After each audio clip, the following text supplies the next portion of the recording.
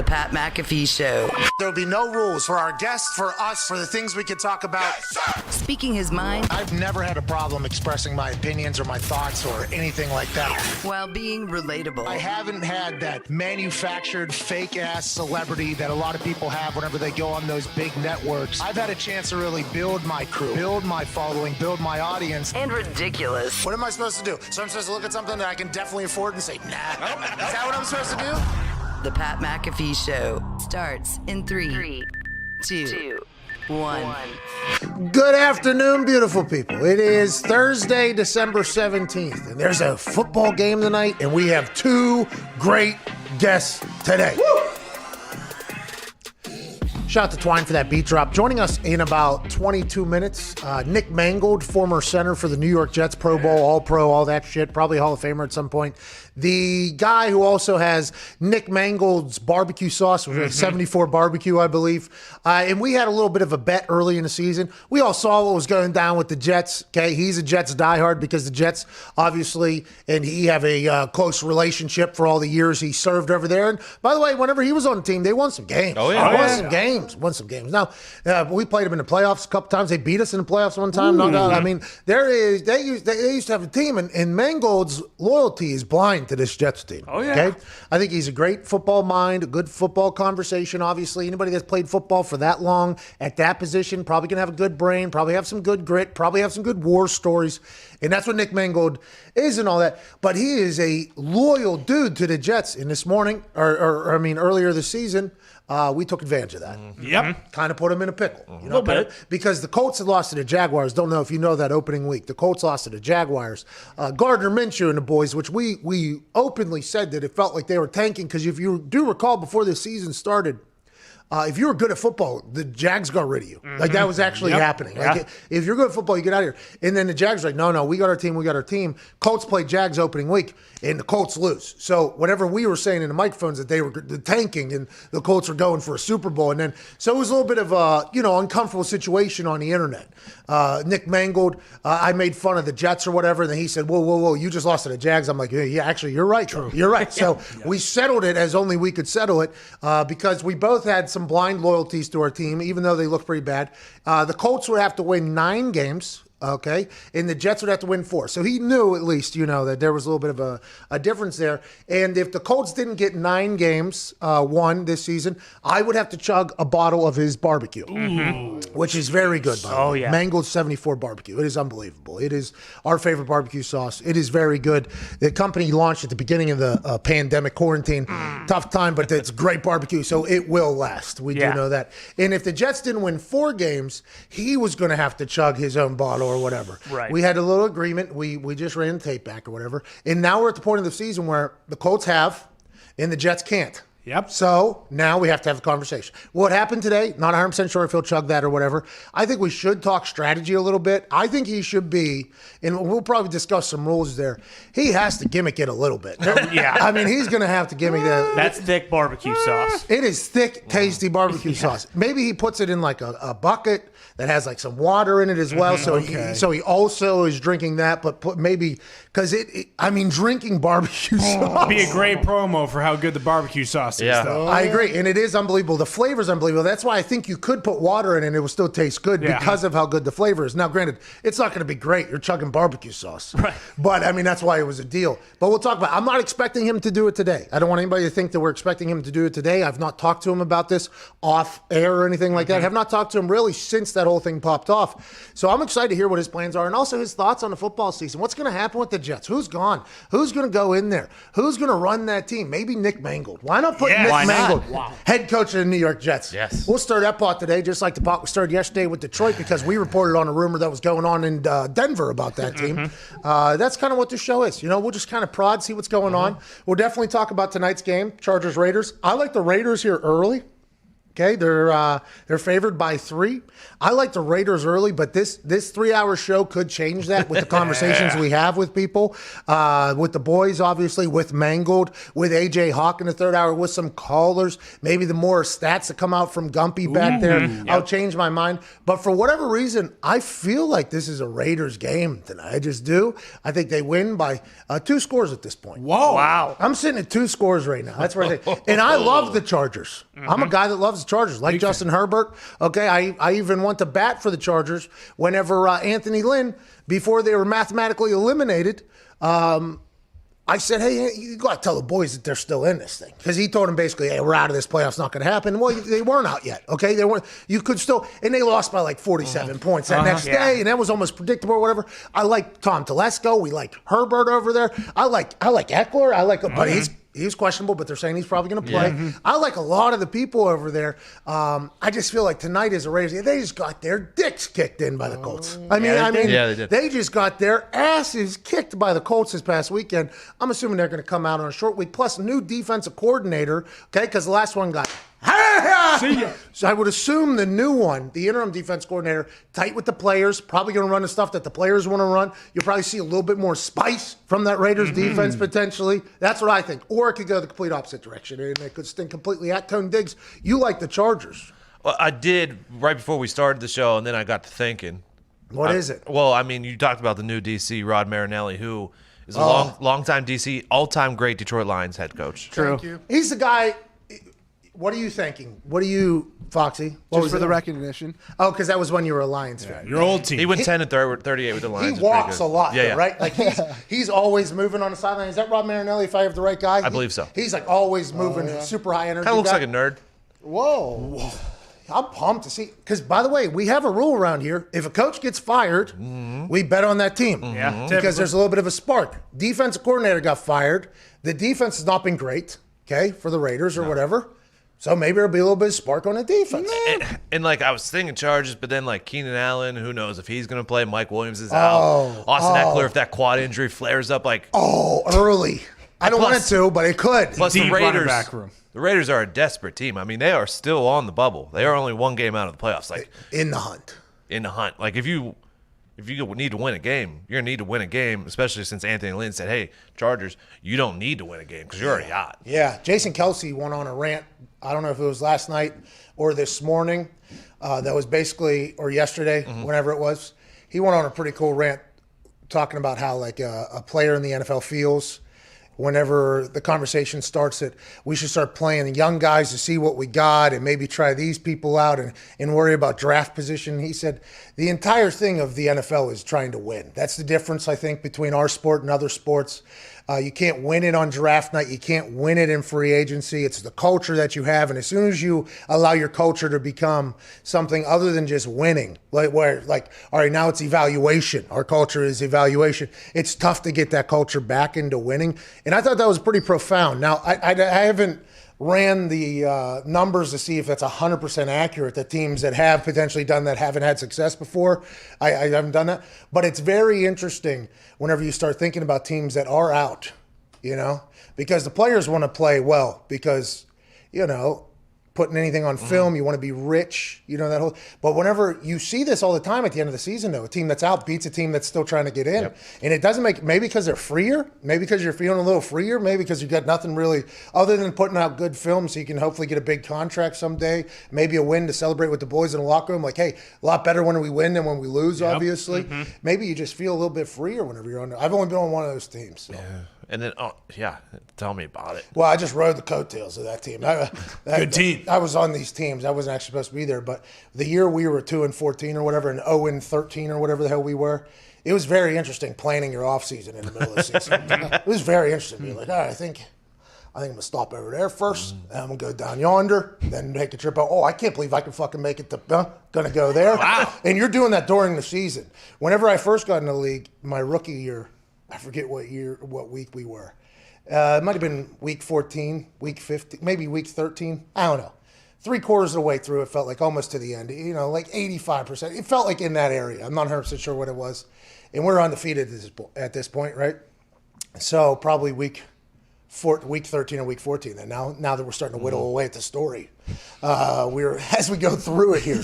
So we're undefeated at this point, and things were good. And at that point, I think Peyton had enjoyed me as a human, so he already learned about me or whatever. And I accidentally asked him, at what point do you start preparing for your off season? And boy, I got you prepare the off season when we get to the off season, Pat. We got a lot of season left, and I just kind of walked.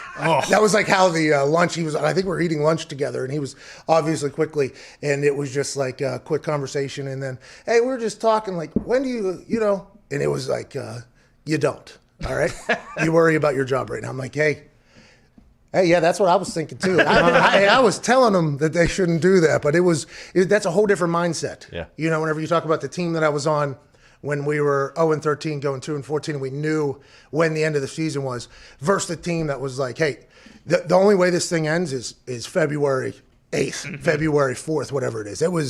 It's two different mindsets, and I don't know why you see some teams that are in the hunt lose the teams that aren't.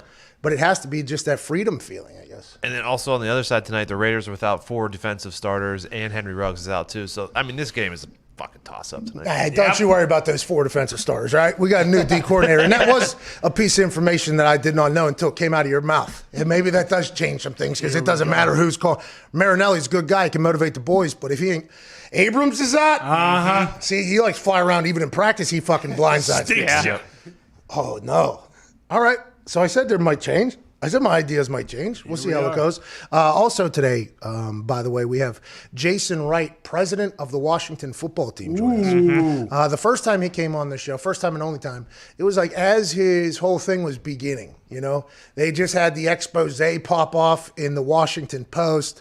There was a lot of things going on internally. There was decisions being made, people getting fired. There was a lot coming out about this Washington football team, and he was just kind of like dropped in there. And he told us basically, hey, I'm going to do a lot of listening. I'm going to just do a lot of listening, kind of figure, that Washington football team, they're in the goddamn hunt right now. Mm-hmm. They had more adversity, I think, this year than everybody feels like. Absolutely. Everybody, I'd say. In a completely adversity-filled year, I believe they probably had more than everybody else. I mean, just everything was coming at them from all angles. And now that he's here, it feels like they've been able to kind of, get the ship through the water, get to the other side with a chance to go ahead and dock that sumbitch instead of going down. I want to hear what's it been like? As a former player who's now a president of an organization, what has it been like? I can't wait to chat with him about it. That's in the next hour, about 50 minutes from now. Actually, exactly 50 minutes from now. Let's go. Feel pretty good about what just popped off there. At Boston Connor, how you feeling, dude? Fantastic. I think the Chargers are going to put a smack on the Raiders that's tonight. Tough. Yeah, that's tough. Yeah. Oh, yeah. Backup wide receivers, let's get in there, prove your worth, especially if Keenan Allen and Mike Williams aren't playing. Okay. And the Raiders defense, I mean, you talk about making off-season plans. They're not making off-season plans because they live in Vegas. They probably went out freaking last night partying. Can't do that because it takes all of us. Because it turned out early in the season they were doing that. Yeah, and Ruggs just got COVID. So what was he doing? What was it? Was he out on the town with some of the boys? He went and got milk for his family. True. Oh, is that right? Yeah, he went and got milk for his family. He's got a family. And I don't know, I have no idea, but whoever his closest compadres are that live in his house, who he's on lockdown with all the time, he went down to the grocery store, grabbed the cart. Yeah. Okay. And there it was. There it was. Bang. Because they offer you up, by the way, I went to the grocery store this weekend. Might be the first time I went to a grocery store. Long time. Which one did you go to? Lucky you. One right down the road from my house. It was Kroger. I believe it was Kroger. Pretty large. Nice. I went in there, had to get some things, I go in there, and you grab the cart. Okay, you grab the cart. Yep. And then when you turn around, they offer you up sanitized. Sanitized station. It's like, that's very nice of you, but I already fucking touched the cart. Too late. You know what I mean? Shouldn't these things be potentially getting on the way in? By the way, they're not getting that on the way in. Those things are just getting dropped off right there into the COVID mart there at the beginning. I grab that thing. I do the swab thingy. Then I do my hands or whatever. And then I'm like, well, I didn't touch my mouth, so it should be gone. Then I'm like, what do we know about this thing? Exactly. We know not what. And then I go and grab a milk, by the way. I'm just grabbing the milk, and I'm like, did somebody else grab this one? And they wanted to do I want to reach to the back trick because that's the most fresh one. And they just were just on all of them. Once in the back being touched by the people who work there as well. Oh, and that's what Ruggs potentially did. Okay, so I don't need you saying he's going out on the town in Las Vegas. That kid is committed to being great. Asshole. Please, he Don't be an asshole. He potentially did that. He also potentially went to see a couple clubs because he said, you know what, we're 7-6. The Ravens just won. They're 8-5. There ain't a shot in hell that we're getting in. And that's why Ruggs, looking ahead smartly, is skipping this game because he knows the Chargers are going to come out and beat the Raiders by 30 points. No, he's not. Now listen, let's hope that's a false positive because we'd like him to survive. Sure. Of course. Yes. We'd like him to survive. Well, even if it is positive, though, the stats do say that at his age, he should be okay. Whoa. No, we don't have to dig into those stats, okay? No. But we'll dig into our stats that we've seen. If you're with me? Not yet, because he's not with him right now because he is currently quarantined away from him. So he cannot knock with John Gruden because he's not there. But I do believe 100% of NFL players who have got it right have survived. Yeah. Okay, so Ruggs, let's go ahead and keep that tradition or that success rate going for sure. Good success rate. And also, hey, there's people getting vaccines now. Oh yeah. That's happening right now. A lot of them. I've seen people Right in their on the arms. internet getting vaccines right now. Yep. Are we sending those right to The NFL? senior citizens? Well, Or very fucking selfish. senior of you. citizens. Oh my God. No, because the NFL realizes it takes all of Grandparents them. are important to Except you. for the Ravens, exactly. they got No, it. the NFL said they're not doing it. Yeah. They're not doing it. They're waiting in line or whatever. But are they sending these? Oh yeah. So we. Oh yeah. We're Horizon. Are looks we- good. are we at- There's a light at that end of that It feels tunnel. like there is, right? This is good news. Yeah, well, let's just hope it's not a World War Z situation, and let's just make sure the vaccines work. Listen, there's been millions. There's been millions of vaccines. There's been millions of them, and not all of them work. Come on. And there are mutations going on, so let's just What? one day at a time here, okay, boys? How pumped were you that you were able to get that one? That sequence came Yeah, along. yeah. I had like 4 different things to slide in there. I'm just glad that was the one that worked. Good for you. It's awesome. Ty Schmidt.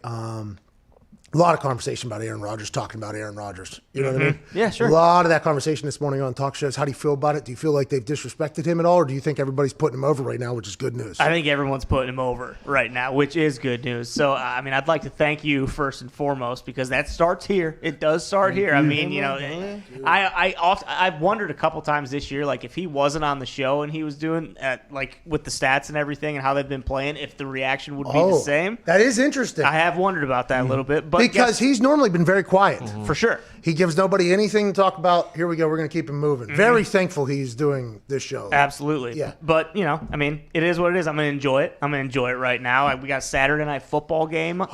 Can't wait for it. Oh, my God, dude. I mean, it's life is good for a Packers fan right now. It is. How do you feel Raiders, Chargers? I might bet the over.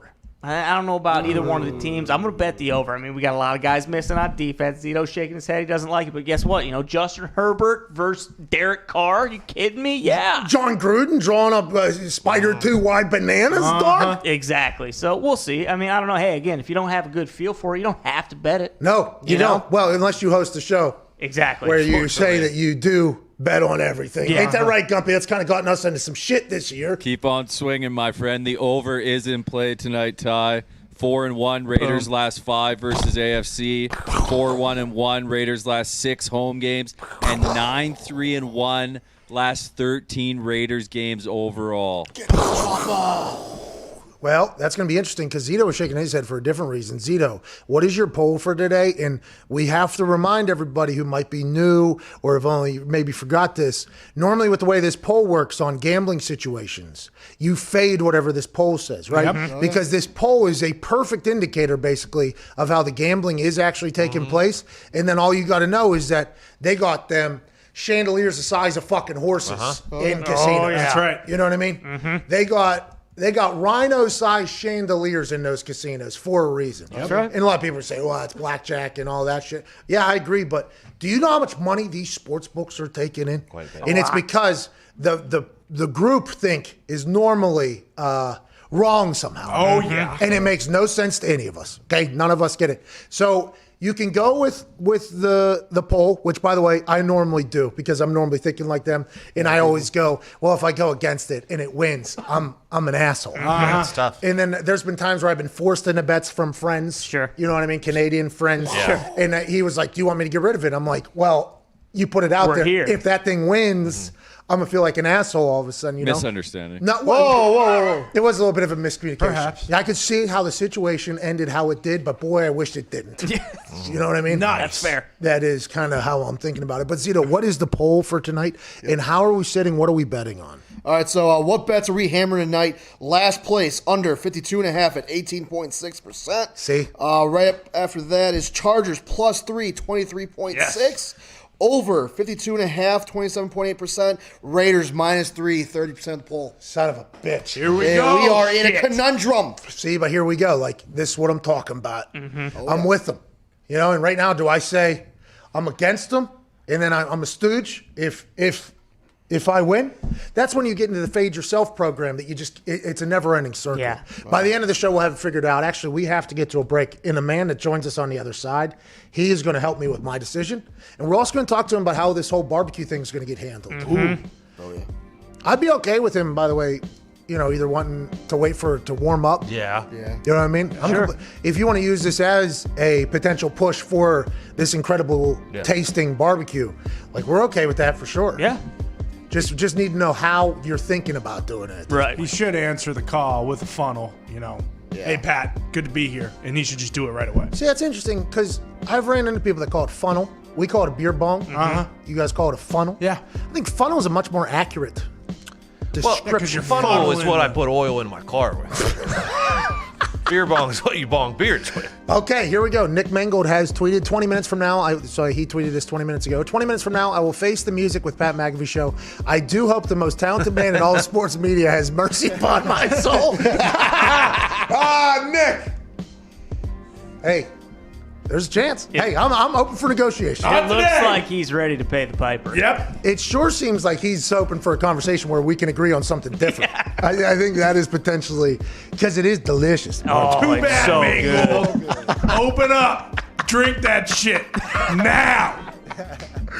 I would love to see him just look at, because he's normally very nice to everybody. Right? Oh, yeah. What if he just goes, what if he turns heel real quick and goes, you tell that Patriot fan to shut the fuck up. Yeah, like, well- what if he did that? He's such a nice, cool guy. That'd be awesome if he did that. I hope he does. And he can't reach through the camera and smack me in the mouth. So he better just grab that barbecue sauce boy. and drink it.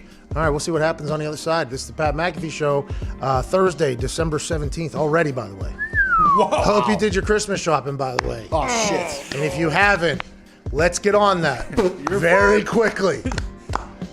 Uh-oh. We'll see you on the other side. Nick Mangle.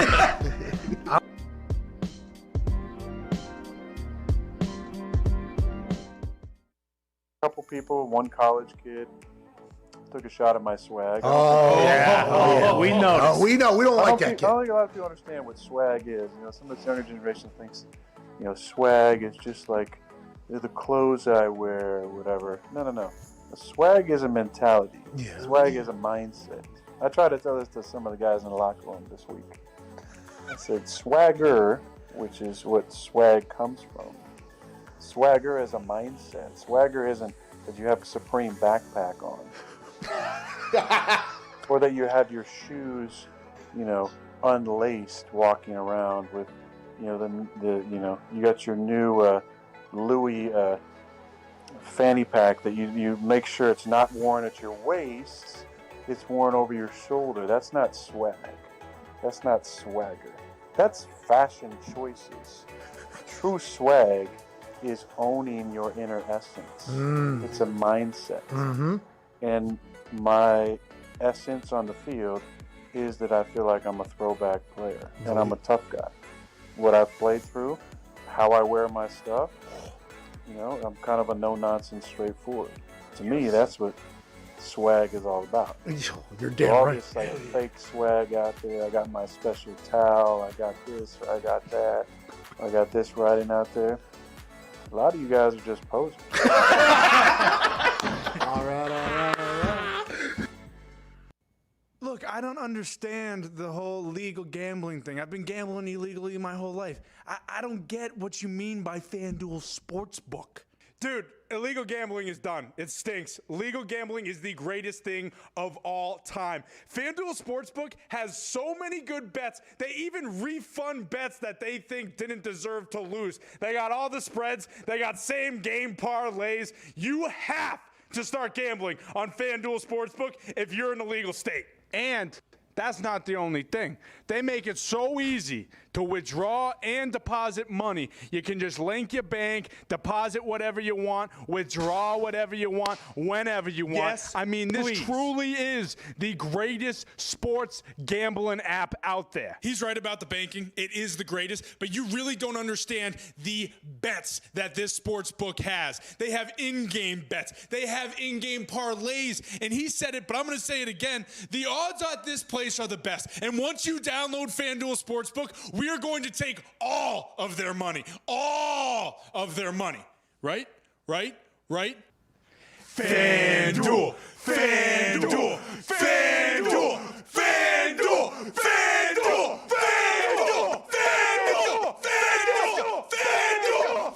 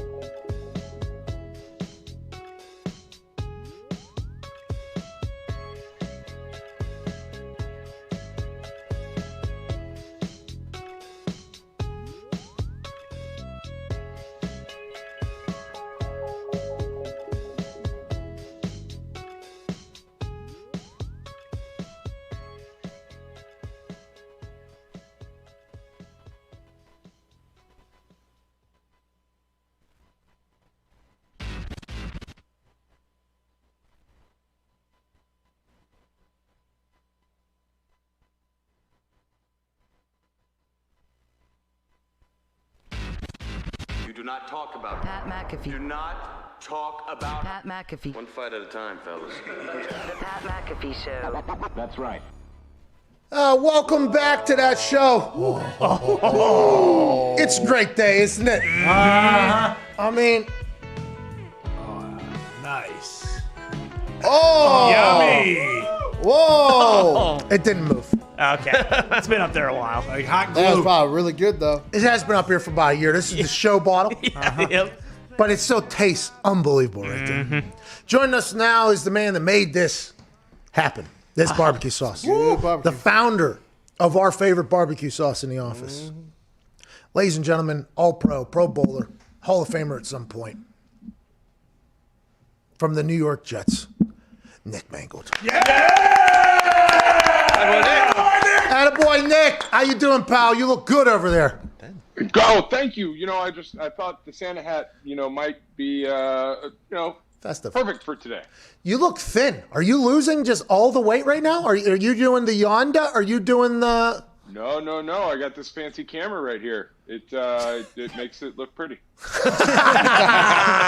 What a move. That's a good idea. I saw something on Shark Tank. This one guy basically had a filter built in already for a camera and just made everybody attractive. Yeah. The guy who made money, the one guy who nobody knows his name, he made the money off of it. It's Billy. I'm happy you probably got one of those. Speaking of entrepreneurs and stuff like that, let's get right into it, shall we? The Mangled 74 barbecue has become our office's favorite stuff. Love it. Put on everything. Chicken. Oh, boy. Oh my Lord. Maybe Doesn't some matter. ribs. Wait, the ribs. We had a half rack here just yesterday. We said, hey, bring it dry. You know why? We got our own. Don't need you to do anything like that. We got our own. It tastes so good. This one's the OG, which is sweet with a little heat. Then there's obviously another flavor, and I assume there's more on the way. But the thing about it is, this barbecue, I don't have to chug a bottle, but you do allegedly. Now, we need to talk about it. The Jets have won you and done you no favors this season, and your blind loyalty early is going to come.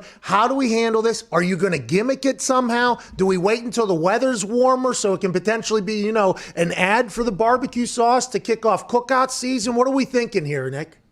So here's my thoughts. And I look back to, beginning of the season. Yeah. I make a bet You know, and I was on some bad teams when I played with the Jets. I was on some great teams when I played with the Jets, but I was on some bad teams. Agreed. And we always at least won 4 games. So when you gave me the opportunity that it was going to be win 4 games, it was like, you know, as bad a teams that I've been on, this team can't be that bad. They'll at least win 4 games.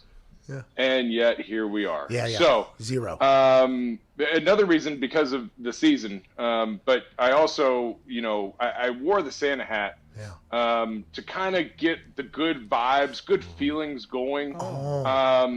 Where maybe you'd have a little mercy on a guy whose team hasn't won a game. Life's already miserable, you say.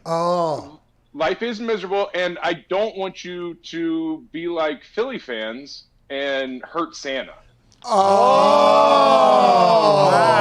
I see. So I came at begging at the altar of the greatest man in sports media. No, what I'm worried, sir, is that I could just do a shot. Shot. Listen. I do believe we're. See, I was about to throw battery at Santa and do full Philly fan. Okay, but I'm no, never go full Philly fan. Never go full Philly fan. But I motor through so many batteries that is a problem. If I was to throw them over there, I'll probably need them in the middle of this interview. I think the shot is a good compromise. I believe maybe, you know, because you and me were in the bet, right? So it's 2 shot, and then I think the boys were a part of it as well. I was gonna drink a bottle. Yeah, maybe 3 shot. 1 for me, 1 for you, 1 for the Jets, and then 1 for the boys. Yeah, hell yeah. 1 for Jersey, right? That's 4, I guess. Yeah, and 1 for Jersey. Yeah, because the stadium. So maybe 3 to 4 shots. How about 1 for all Jets Nation, the fans that have had to sit through this misery because they assume Fireman Ed, he needs 1. Fireman Ed needs 1. Or 10 shots. I think now that we're at it, I think you just do the bottle. I guess the only problem I have though is it's such a quality sauce. Yeah. Oh, true. That it's so thick. Yeah. Right? Yeah. And it's going to be very difficult to do that many shots because it just gets stuck. It's like Dairy Queen. There. It's like Dairy Queen. You know what I mean? Yeah, like it just you can hold now. See, mine's ready to go, so I can. I gotta shake. Yeah. You know, let me do a little shake. We'll do a little shake. All right. So who are you doing shots for, Nick? This has to be understood. 1 for Fireman Ed at least. Look. Delicious. Maybe one's It fine. keeps going right in there. All right, just 1 for Fireman Ed. Hey, what about Gary V? Yeah. Hey, Gary V deserves a shot. Next thing you know, you're going to be throwing like Tony Soprano in there. All right, That's true. Hey, by the way, now that we're saying it, I think 1 shot's good after watching that thing get dumped in there. Ladies and gentlemen, Nick Mangled in a Santa Claus hat wearing a Jelly of the Month shirt, which we will talk about at some point, in front of an incredible camera that makes him look like he weighs about 170 pounds, is repaying a bet because the Jets suck. He will now drink, they suck so bad. He will now drink 1 shot of Mangled's 74 barbecue, the OG barbecue sauce, the best barbecue sauce in the land. Good luck out there, pal. Is this a good angle here? Yep. Got to dump it, I think. Oh yeah. Delicious. Oh, it's like molasses. Oh. Yeah, get good all for of it. you, dude. It's still clunking out, ladies and gentlemen. Hey, way to do it. That's a good BBQ, baby. Hey, that's so good. That's a good BBQ. Mango 74 barbecue. Fireman head says stretch. See, nothing to wash it down with? Oh, my God. No, you don't, Chase. He is crying. Oh, my eyes are watering. You had to force that down. Good for you, Nick. Hey, that's not your fault. That's a quality sauce, I'll tell you what. Yeah, I took a little bit of it earlier. Really good, man. Really good stuff. Oh, and I had to go, and for you, I did the spicy, because I was, and it's burning. Oh, you get a little bit. You should do water, maybe. Maybe water. Can I do water? Does that make me less of a man? No, I was actually going to offer up that you would put like a bottle with water Mix in it it, and then you shake it because of how good the flavor is. You would have been able to, but you just said I'll just do a shot of it straight. And I was like, all right, oh, there we go, it's super good water. All right, Nick. Now that we got through that, Jets stink. Who's gonna? Are you gonna be the head coach? Are you gonna be the head coach of the Jets? You think? No, I don't want that pain. Good point. Good point. No one's asked me. I think it'd be pretty cool at some point down the road to be an offensive line coach. Just because it's like being a junior in high school. You're at a very high position, but you're not at the top. Yeah. Like junior year was the best in high school. When you think about the years, like freshman, you were scared. No one knew what was going on. Sophomore, you're starting to find your way a little bit. Junior, you've got your driver's license. You're getting a feel. You know the seniors. You're playing at a pretty good level. And then once you get to senior year, you have all the pressure that you have to be the guy. Yeah. Right. So I think junior is where we just cruise on through. Yeah, but you're also at the mercy of the seniors then, right? In this particular case, not your high school, obviously Centerville. You and AJ Hawk, you guys were taking out seniors ahead of seniors. At one point down there. But in this particular case, you would have to be obviously for a good friend of yours that's the head coach. Who's the head coach? Well, that's what I'm saying. If you're an offensive line coach, it's going to have to be a good head coach. It's going to have to be a friend of yours that's a head coach, right? I assume that. Oh, yeah. I'm definitely getting in based off of only because someone said, hey, if I ever get a head coaching job, I'll make you the offensive line coach. I'm not getting in by qualifications at all. But there's some terrible coaches. Like there are some terrible coaches in the NFL. It makes no sense to me. By the way, however much water you need to get through this barbecue. I'm stuck. It's in my nose now. Like it's gone from my throat up into my nose. It's a good taste. I really should not have done the spicy one. No, yeah. Hey, by the way, that's what happens when you have so many good flavors. You know what I mean? That's right. When you have so many good flavors, it's hard to choose which one you got to go for. Yeah, what are you going to do, man? Tonight's game is the Chargers and the Raiders. Do you know anything about the betting line for tonight? The Chargers are getting 3 points. The Raiders just got their asses kicked by the Colts last week. They have 4 starters out on defense and a new defensive coordinator on the Raiders side. How do you feel about this game tonight, Nick? Where's the game? Is it in California or Las Vegas? In Vegas. In Vegas. Ooh, so home game for the Raiders. They just got their butts beat. They lost a couple of players there. And the Chargers giving up 3 points? Yeah, no, they're getting 3 points. They're getting 3 points. Oh, I mean, I suck at betting. That's why we all do. I feel like anything I bet on is guaranteed loss. Okay. So do the opposite of what I say. So I say take the Chargers and the points. Yes. Well, I mean, I don't know how to feel right now because I like the Raiders tonight, but also I think you have a good brain. So it's hard for me to. No. Yeah. Not in the betting world. I suck. Really? I'm actually a curse. Really? So that's why I've actually started betting the Giants money line so that they will start losing. Yeah. And I don't hear about the Giants are the best team in the NFC East when, they all suck. Well, that's an interesting thing. That is a big part of gambling as well, by the way, is betting on teams that you hope to lose because you're a mush.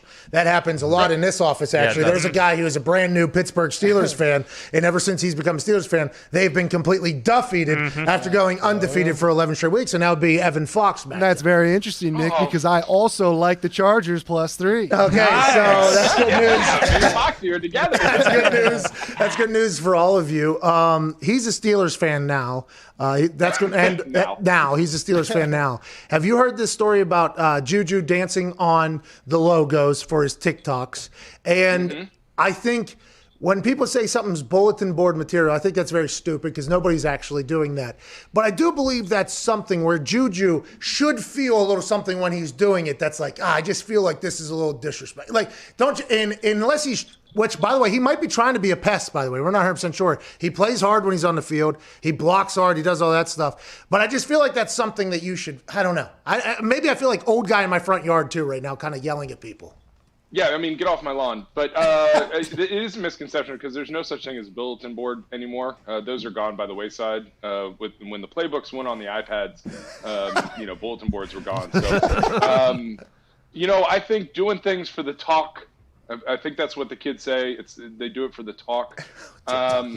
And dancing on a logo is just bad business. It is. Like, you're just gonna piss off a defense like that. I've never understood that where guys do something, where it's gonna make them mad, and that someone's gonna try to hit you harder, or they're gonna try to get to the quarterback a little bit more. It just doesn't make any sense. Well, did you ever talk at all? Or were you all quiet the entire game, or was it like super? Hi, how's it going? Nice doing business with you. All right, I'm gonna pass you over here to the guard now. What was it like out there for you? No, so for me, I was never a big trash talker, mainly because I was too tired. I wanted the air when I was going back to the huddle. So I found it interesting. People that were yelling at other guys, either during the play or after the play, and then they get back in the huddle and they can't catch their breath enough to hear the play. And then we get to the line, like, wait, what's it on? I was like, well, if you weren't yelling at the guy across from you for the past 15 seconds, maybe you'd know. And so it was never my thing. Yeah. I did like making jokes. With guys that I knew, I liked making jokes. That was and there was only a handful of defensive guys that I actually liked. I could probably count on one hand. Defense guys are just not good people. To be honest, Juju plays wide receiver, though. He's dancing on logos. A lot of people would say not good guy there either. You know what I mean? Yeah, I don't like a lot of wide receivers either. So, actually, come to find out, I really didn't like a lot of people. Yeah. There was only basically offensive linemen. Yeah. Were the only people I liked. Huh. It seems like as we went through there, you realized a lot about yourself as we were going through that whole thing. Usually, because you cut off an entire half of the field, the defense. All right, so half the roster, hate them. All right, and then Juju got brought to play. You're like, oh well, wide receivers don't really. And then in your head, you could see you calculating like, I don't like tight ends either. I take that back. I don't like tight ends because they were flashy offensive linemen. So they're. I like running backs, quarterbacks, and offensive linemen. That's what I like. That kind of seems to be the people that you most work closely with. It's interesting. Yeah. There. Yeah. And I also like, and not just because I'm talking to you, and I've already done my shot, but I also like the specialists because they seem to have their own little world. And it was a cool world, and I wanted to be a part of it, but I was always in meetings, so I could never be a part of it. Yeah, you had to work and things like that. So like the thing we had going on was just like, how do we pass time? And I think a lot of specialists would have loved you guys in there, though. By the way, we're a very welcoming bunch. I do feel like, but time always gets cut off because you guys got to work and we don't. We don't really have anything going on. So yeah, next thing you know, the pitching iron comes out, and you guys are just over there hitting golf balls, and we're marching off to meetings. But they do say if you can have a good bump and run, probably going to be a good field goal kicker, So every single rep there is needed mentally. Is it the bump and run or is it the flop? Well, both. I mean, I don't flop much. Okay, I couldn't do it. But if you're sending one into the green there, that can really correlate to whenever you're trying to pin a team deep. So I say more golf clubs the merrier out there. Diggs, what do you got? I feel like, especially as a punter, you would want the flop. You want to just plop it down. Well, yeah. You would want that. I thought you meant flop as in like the dive flop. You know what I mean? Oh, like basketball? Yeah, because there was a little pun you just did there. Actually, you know what I mean? No. This is a flop more of the golf shot because we're talking golf. Phil Mickelson. Yeah. Bring it up and down and in there. Yeah, you want to coffin corner. I actually did the golf swing. Whenever I did that, like I actually, whenever it would check up down there, I did a golf swing. And then I had Golf Channel judging my goddamn swing. I'm in full pads. Get off my dick. You know what I mean? I know, right? It's hard to really get a good wrap around whenever you're in full pads. But I felt like it was a pretty good. There's only a handful of people that can judge people. God, me. I was a judge on Chopped, so I judged people. I think that's about it. How'd you do? I went on a big Chopped bender one time, like you kind of get into there's some shows that are like that. There's some people that are like that, like we might potentially be people that are like that eventually. But that food looks terrible. Was it just, I'm not going to, I don't want to pull the curtain back too far and see the little guy behind there. The food I thought was good, but it's so long in production that you don't get it, steaming hot. So you kind of have to take it off. You're like, ooh, well, this would be better if it was hotter. It's kind of disrespectful to food. Yeah. What the? Yeah. It's kind of disrespectful to food. It is a little bit, but it's also a really cool it was a very neat experience, and I loved it. It was one of those stupid things that, like, why am I here? What's going on? But I took full advantage of it. Yeah, we all live very dumb lives at this point. You just kind of got to embrace it and do this stuff. What did you say? What was were you a harsh critic? Were you like, a little bit difficult? My palate's sophisticated? You should have added a little something acidic onto this thing. Did you drop a little bit of that in there? Drop a little knowledge? No, I was too scared. It was, you got like real chefs doing stuff. Yeah, fuck them though, Nick. Hey, you're the judge. You're Nick Mangle. Huh? You're the judge. Damn You straight, swing the hammer. Come on. This tastes terrible. I wish you would have. Did you do any of that, or was it all like, I could see what you're going for type stuff? Yeah, it was prim and proper. Oh, did you have a suit on? What'd I go with? I went with a sport coat and a button down, but I still wore a hat. Smart. Class. Smart. Dix, what do you got? Nick, a little bit ago we were talking about the Steelers and offensive line. You're familiar with them. You played them a lot. Willie Colon came over. I'm sure he told you stories. Their offensive line's they can't run the ball at all anymore. Is there a reason for that? And do you think it can be fixed this late in the season? This late in the season, you hope that it can be fixed. I think it's very difficult because you look at a team that goes 11-0 to start the season, and you say that they're a bad, football team, even though they've won 11 games. And it's hard to win a game. Ask the Jets. And, to win 11 of them straight, they got to be doing something right. So I think it can come back around. I think, they really need to focus on the simple stuff, and it's one of those things, you got to get hot at the right time. They started out strong. They're having their dip, which I actually think is going to be a good thing for them. Okay. Because they'll have their dip. They'll come back, roaring back, coming into the playoffs. So I'm still high on Pittsburgh. We did. What do you got, Connor? Nick, with how historically atrocious the Jets are, is there any silver lining where you look at it and it's like, well, at least they have this, or is it just all across the board just terrible? Fireman Ed, Gary V, Nick Mangle. Yeah. Got you, dude. No, the one big, the guy that I love, Mekhi Becton. I've yet to meet him personally because of Rona, but he is just a massive human being. I think he has all the tools necessary to be a staple left tackle for 10 years. I'm really high on Mekhi, and I hope the best for him. And I think the other side too is beyond the players. I love Joe Douglas. I love that he has a 6-year deal, so he's not going anywhere for a little bit. And maybe we'll have a little bit of stability at the GM where we can get a philosophy, where we can get drafted guys that match up to what we see happening with the team. Whereas, instead of the last 9 years where we've had like 4 GMs. So hopefully, we stick with JD. We find guys that he wants. He brought in a left tackle, which is building through the offensive line, which I think is the way to do it. Because I'm a homer, and we'll see if that's the way to go, and I'm hoping for good things that way. Hey, you should be like a, maybe the PR person for the Jets. Ooh, consultancy. Hey, I didn't know that JD had a 6-year deal there because I thought there was a chance maybe full clean house, but no, that's not the case at all. He's going to have a chance to maybe give this thing a go. Maybe in a couple years it doesn't work out. He's like, all right, let's give this thing a go again. And he's the one who built the Eagles, right?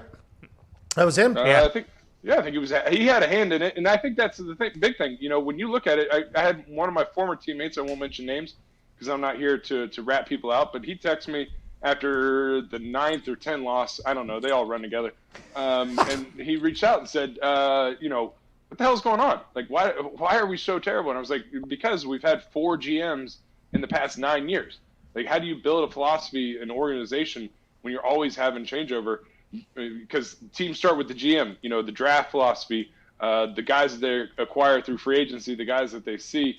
It's just not a good way to go about business. Was that noted Jet Tim Tebow that texted you that? Ooh. No, Tim doesn't have my number. Oh. Probably for good reason. Huh. All right. What up, Zito? So Eli Manning was eating a sloppy Joe. What was that thing, Nick? So are you familiar with the Jersey sloppy, or are you thinking the Midwest sloppy? Midwest, yeah. It looked nothing like it. Right. So I had that. I struggled too because, born and raised in Ohio, best state in the union. Sloppy Joes are ground beef with like a tomato mixture. Yes, that is a Sloppy Joe. Right. I made them extra sloppy for you. Extra sloppy Yeah. for you guys. Yeah. And then I come out here to Jersey, and they're like, "Yeah, did you have a sloppy Joe?" I was like, "You can get a sloppy Joe at a deli?" They're like, "Oh yeah, they're fantastic." I was like, "Nah, they're not fantastic. They're middle of the road." He goes, "No, you need to go get one. Get a ham sloppy Joe." I was like, "What do you mean a ham sloppy Joe? Like, it's ground beef." He goes, No, go to the deli." So you go there, right, and look at Eli just looking like a little kid. God bless him. You go there, and it's a rye bread, right? Ugh. Ew. You get the rye, you get your ham, it's coleslaw, usually some sort of cheese, That's a premier and sandwich. then Russian dressing, and then another slice of rye, your ham, your coleslaw, your Russian dressing, and then topped with another piece of Is rye. it good? That And looks it's disgusting. No. Do not sleep on the Jersey Sloppy Joe. It is fantastic. Bad name. Bad name. Don't like it. That's nothing like a Sloppy Joe. That is nothing like. Listen. I'm with you. It blew my mind, but here we are. I have my Midwest sloppy and I have my Jersey sloppy. Okay. What's the better sloppy? Well, it's a Midwest one for sure. I look at that fucking sandwich. There's no way that one's better than the Sloppy Joe out in the middle of America. Dude, I'm telling you. They're completely different. You can't compare the two. Yeah, the same name. not even Well, the same name, ballpark. though. You gotta change the name. They got the same name, though. Other than the fact that they have, it's two pieces of bread with some sort of meat concoction in the middle. Sandwich. They're completely different. Okay. All right. Ty, what do you got? Nick, speaking That's of unbelievable that they did that to the Sloppy Joe. Which one was first? Did the one that I and everybody else On it right now. Did we ruin the? No. No, we wouldn't have I done think- that. No chance. No, I the think Midwest Italians. sloppy joes were first. It was the Italians. I know it. Sons of Us bitches. Italians, by the way. Us Italians. I know that. Sorry, Ty. What do you got? Nick, No, it was us Germans. Nick, speaking of Not former true. Nine! teammates, we had AJ Hawk on yesterday, and I believe you guys did live together. We were talking Why? about roommates that you would want to have. Was he just like the worst roommate ever when you lived with him in college? So Edge is he's salt of the earth. Love the guy. We've known each other since third grade, I would say. Which is the funny part. So we get to college and you're trying to figure out who to room with.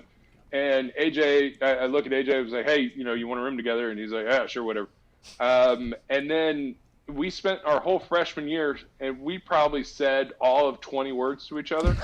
And Mutes. then we decided we had a good thing going, so then we lived the next 3 years together in the same house on Norwich Avenue. Go Norwich. And go it was seeing AJ now, he's a completely different human. It weirds me out seeing him anytime on radio or anything where he's talking, because in college he did not talk. You ever see his hands? He said he was a mute. Yeah, his hands are obviously. I mean, you probably got some potential war wounds in the hands too, do you? No. I got the pinky that doesn't go straight. Yeah. AJ's got that. Plus, these got the Yeah, his are He's got the disgusting. entire thing. Nick, we appreciate you so much for joining us, man. I think we didn't even get to talk about Jelly of the Month Club. Oh, we got time. Go ahead. Let's go. What is it? Is this something you're doing, or is this what do you got going on? Christmas Vacation, the best Christmas movie of all time. Oh. Mangled. Well, wait, whoa. we run out of time. Sorry. Running out of time. No, you cannot cut me off on this one. Are you disputing Christmas Vacation is not the best Christmas movie of all time? So let me tell you Time's what has changed, happened bro. here. I never saw the movie. Okay, never seen it. Never seen it at all. Thanksgiving night, we lose Steelers-Ravens because of 1-9. You know what I'm talking about? Then I said, what am I going to watch Thursday night? And I go, okay, I'm going to give this a go. Somebody tweeted, Chris Mortensen tweeted me to watch it. And then somebody else got it. It became this big thing. You know what? 15, 20 minutes in, I got distracted by something. Have yet to finish it. I get it, though. Okay, funny stuff. Ha, ha, ha. But I don't think it can hold a single candle or whatever the phrase is, flame, to the Grinch with Jim Carrey or the Santa Claus with Tim Allen. And that is final answer. No, that is not final answer. How I will about throw Allen? out the Grinch with Jim Carrey is trash. Oh, shit. Oh, my God. blackmail, jury duty. Are you kidding me, dude? Yeah, it's not that good. Oh, get him out. Oh my God! I wanted. Anyways, we only got 10 seconds. Christmas Vacation. We have 5 seconds. So Christmas Vacation, best Christmas movie of all time. It's Pat McAfee's favorite, and you heard it here first. I'm going to try to watch the whole thing because a lot of people I respect like it. So I'm going to give it a go. I'm going to try my best. But I watched no movies growing up. I saw 0 Disney movies. I didn't see it. I mean, I feel like my childhood, now that I'm looking back, much different than most people's, but that's how it's going to be. Nick Mangle, ladies and gentlemen. Hour 1 wrapping up. What he said about the Grinch was wrong. We'll clarify that on the other side. Yes. Go take a shit. I was on a team that was very bad at football. We almost were completely defeated until Dan Orlovsky showed up and got 2 big wins. We ended up almost losing the luck pick because Dan Orlovsky, everybody thinks they're going to get fired. Every player thinks they're going to get cut. Every coach thinks they're going to get fired. They try to pawn blame off on other positional groups. If it's the linebackers, they're like, we did our job. D-line can't do anything, can't stop it. There's a lot of that chatter, but it's a miserable existence. I mean, it's just the way it is. That's why you have to have so much respect for a player like Joe Thomas, who played a perennial all-pro career in a situation that was so negative and so terrible. I think if Joe Thomas got a chance and his knees let him experience a winning organization, I couldn't even fathom what Joe Thomas would have thought. I mean, life is just much better whenever you win. When you win, food tastes better. Drinks taste better. Sex feels better. Everything is better when you win. Winning cures all, they say. That's not just in the building and for a football team. That's in your life. Everything is just better when you win. And when you lose, especially when you're talking about some of the most competitive humans on earth, it is a nightmare. You got a lot of people trying to jump off the ship. You got a lot of people trying to figure it out. And whenever you're in a situation like that, it's just a full-blown nightmare for everybody. You got to think, when you get to the NFL, let's assume that the humans that make it to the NFL have had a lot of success through their lives. High school football, probably one good player, a guy who's going to make the NFL can lead a team to success. In college, if you have a couple good players that can make the NFL and make it to the Dolphins, even though the Dolphins stink, you're still going to make the NFL. Let's assume that team has had success. So then you get to a completely unsuccessful operation, a completely defeated operation, and then it's like, man, this is a whole new life for us. I'll never forget, I had a coach, special teams coach. I won't say his name because this is a terrible thing to say as a coach. We lost the game. It was back in the first regime. We were a good team. We lost the game, and everybody was moping. You know, like people were not happy that we lost the game the next day. He was, you guys just haven't lost enough. That's what he said. Everybody looked at him and was like, yeah, no crap.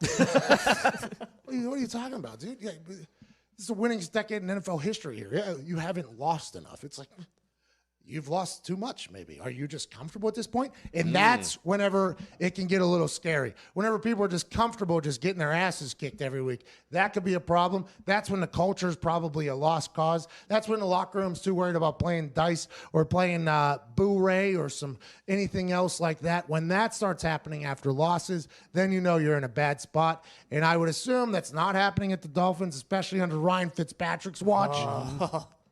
But maybe it is. I don't know. But that is a miserable existence. I am not a fan of that. Okay. Cousins crushing it. Okay.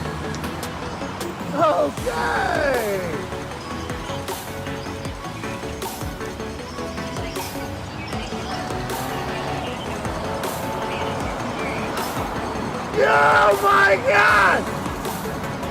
Best sign spinner in the world!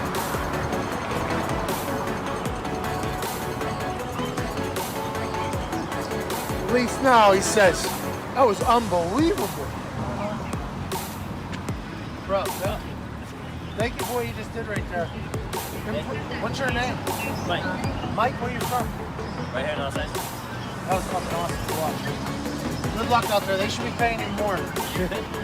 Tune in for the World Sign Spinning Championship in Vegas. There's a World Sign Spinning Championship? In Vegas. Are you like a national, are you a champion? I rank. You rank? What do you rank? I got 8th in the 2013 Olympic State.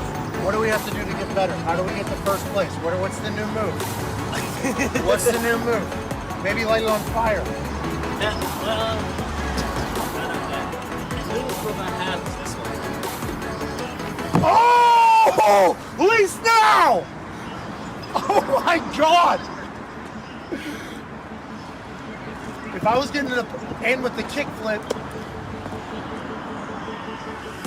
I don't know how you're 8th in the world. You should be number 1. And if I was leasing a place, I'm fucking coming here. Oh my.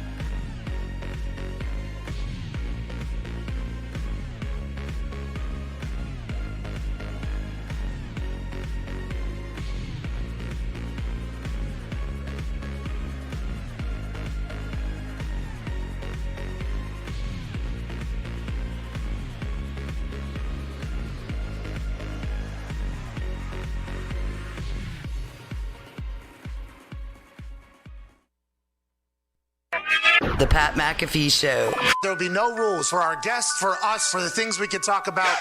Speaking his mind. I've never had a problem expressing my opinions or my thoughts or anything like that. While being relatable. I haven't had that manufactured fake-ass celebrity that a lot of people have whenever they go on those big networks. I've had a chance to really build my crew, build my following, build my audience. And ridiculous. What am I supposed to do? So I'm supposed to look at something that I can definitely afford and say, nah. Is that what I'm supposed to do?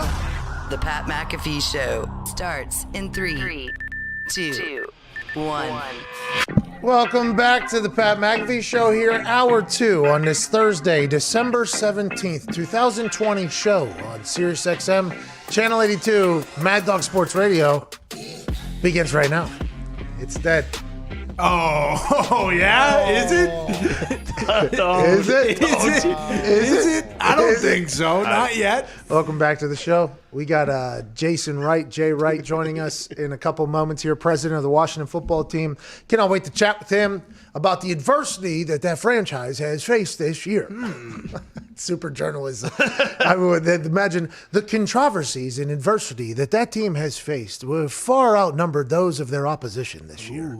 The other 31 teams, although they are dealing with COVID-19, they do not have to deal with an expose, cleaning out their entire building, changing their fucking team name, a head coach battling through cancer, and a starting quarterback that has a hamstring for a shin, but they have managed to find themselves in playoff contention. Hell yeah. Cannot wait to talk to him. Win an Emmy for that. I don't know. That's Sports by the way, Emmy. everybody always acts like those olds that hate this show. They always act like what we do is easier than what they do. Like, the straight. I could be a boring broadcaster any day I wanted to be. I actually thought about it a couple times going on College Game Day and doing this for an entire segment to hear what the old whites had to say. Kyle Trask down there can really throw the ball well. When you look at his size and his ability to target the tight end, who is going to be a first-round draft pick, you think that offense has a chance against anybody. Like, it's the most annoying thing of all time. Thanks. How easy is that to do? Anyways, we'll talk to him. I'm pumped to see what it's been like to be the president of an organization, former player. Obviously, he was the first black president of a NFL organization, but for me, former player president of an organization, which is what I'm super pumped. Both obviously are great, but the thing that I wanted to talk about more is the former player who's been in the locker room, and it's not like he's a coach, it's not he's a GM, he's running the business side of the entire building, and for me, that is just electrifying and should be talked about more.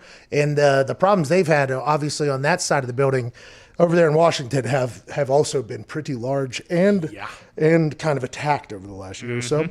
Big game tonight, Chargers-Raiders. Everybody thinks the Chargers are going to win except for me and Gumpy. Gumpy and I are on the Raiders tonight. We have not changed our mind yet. That could potentially happen within the next 2 hours or so alongside AJ Hawk. Joining us now, I think, is he on?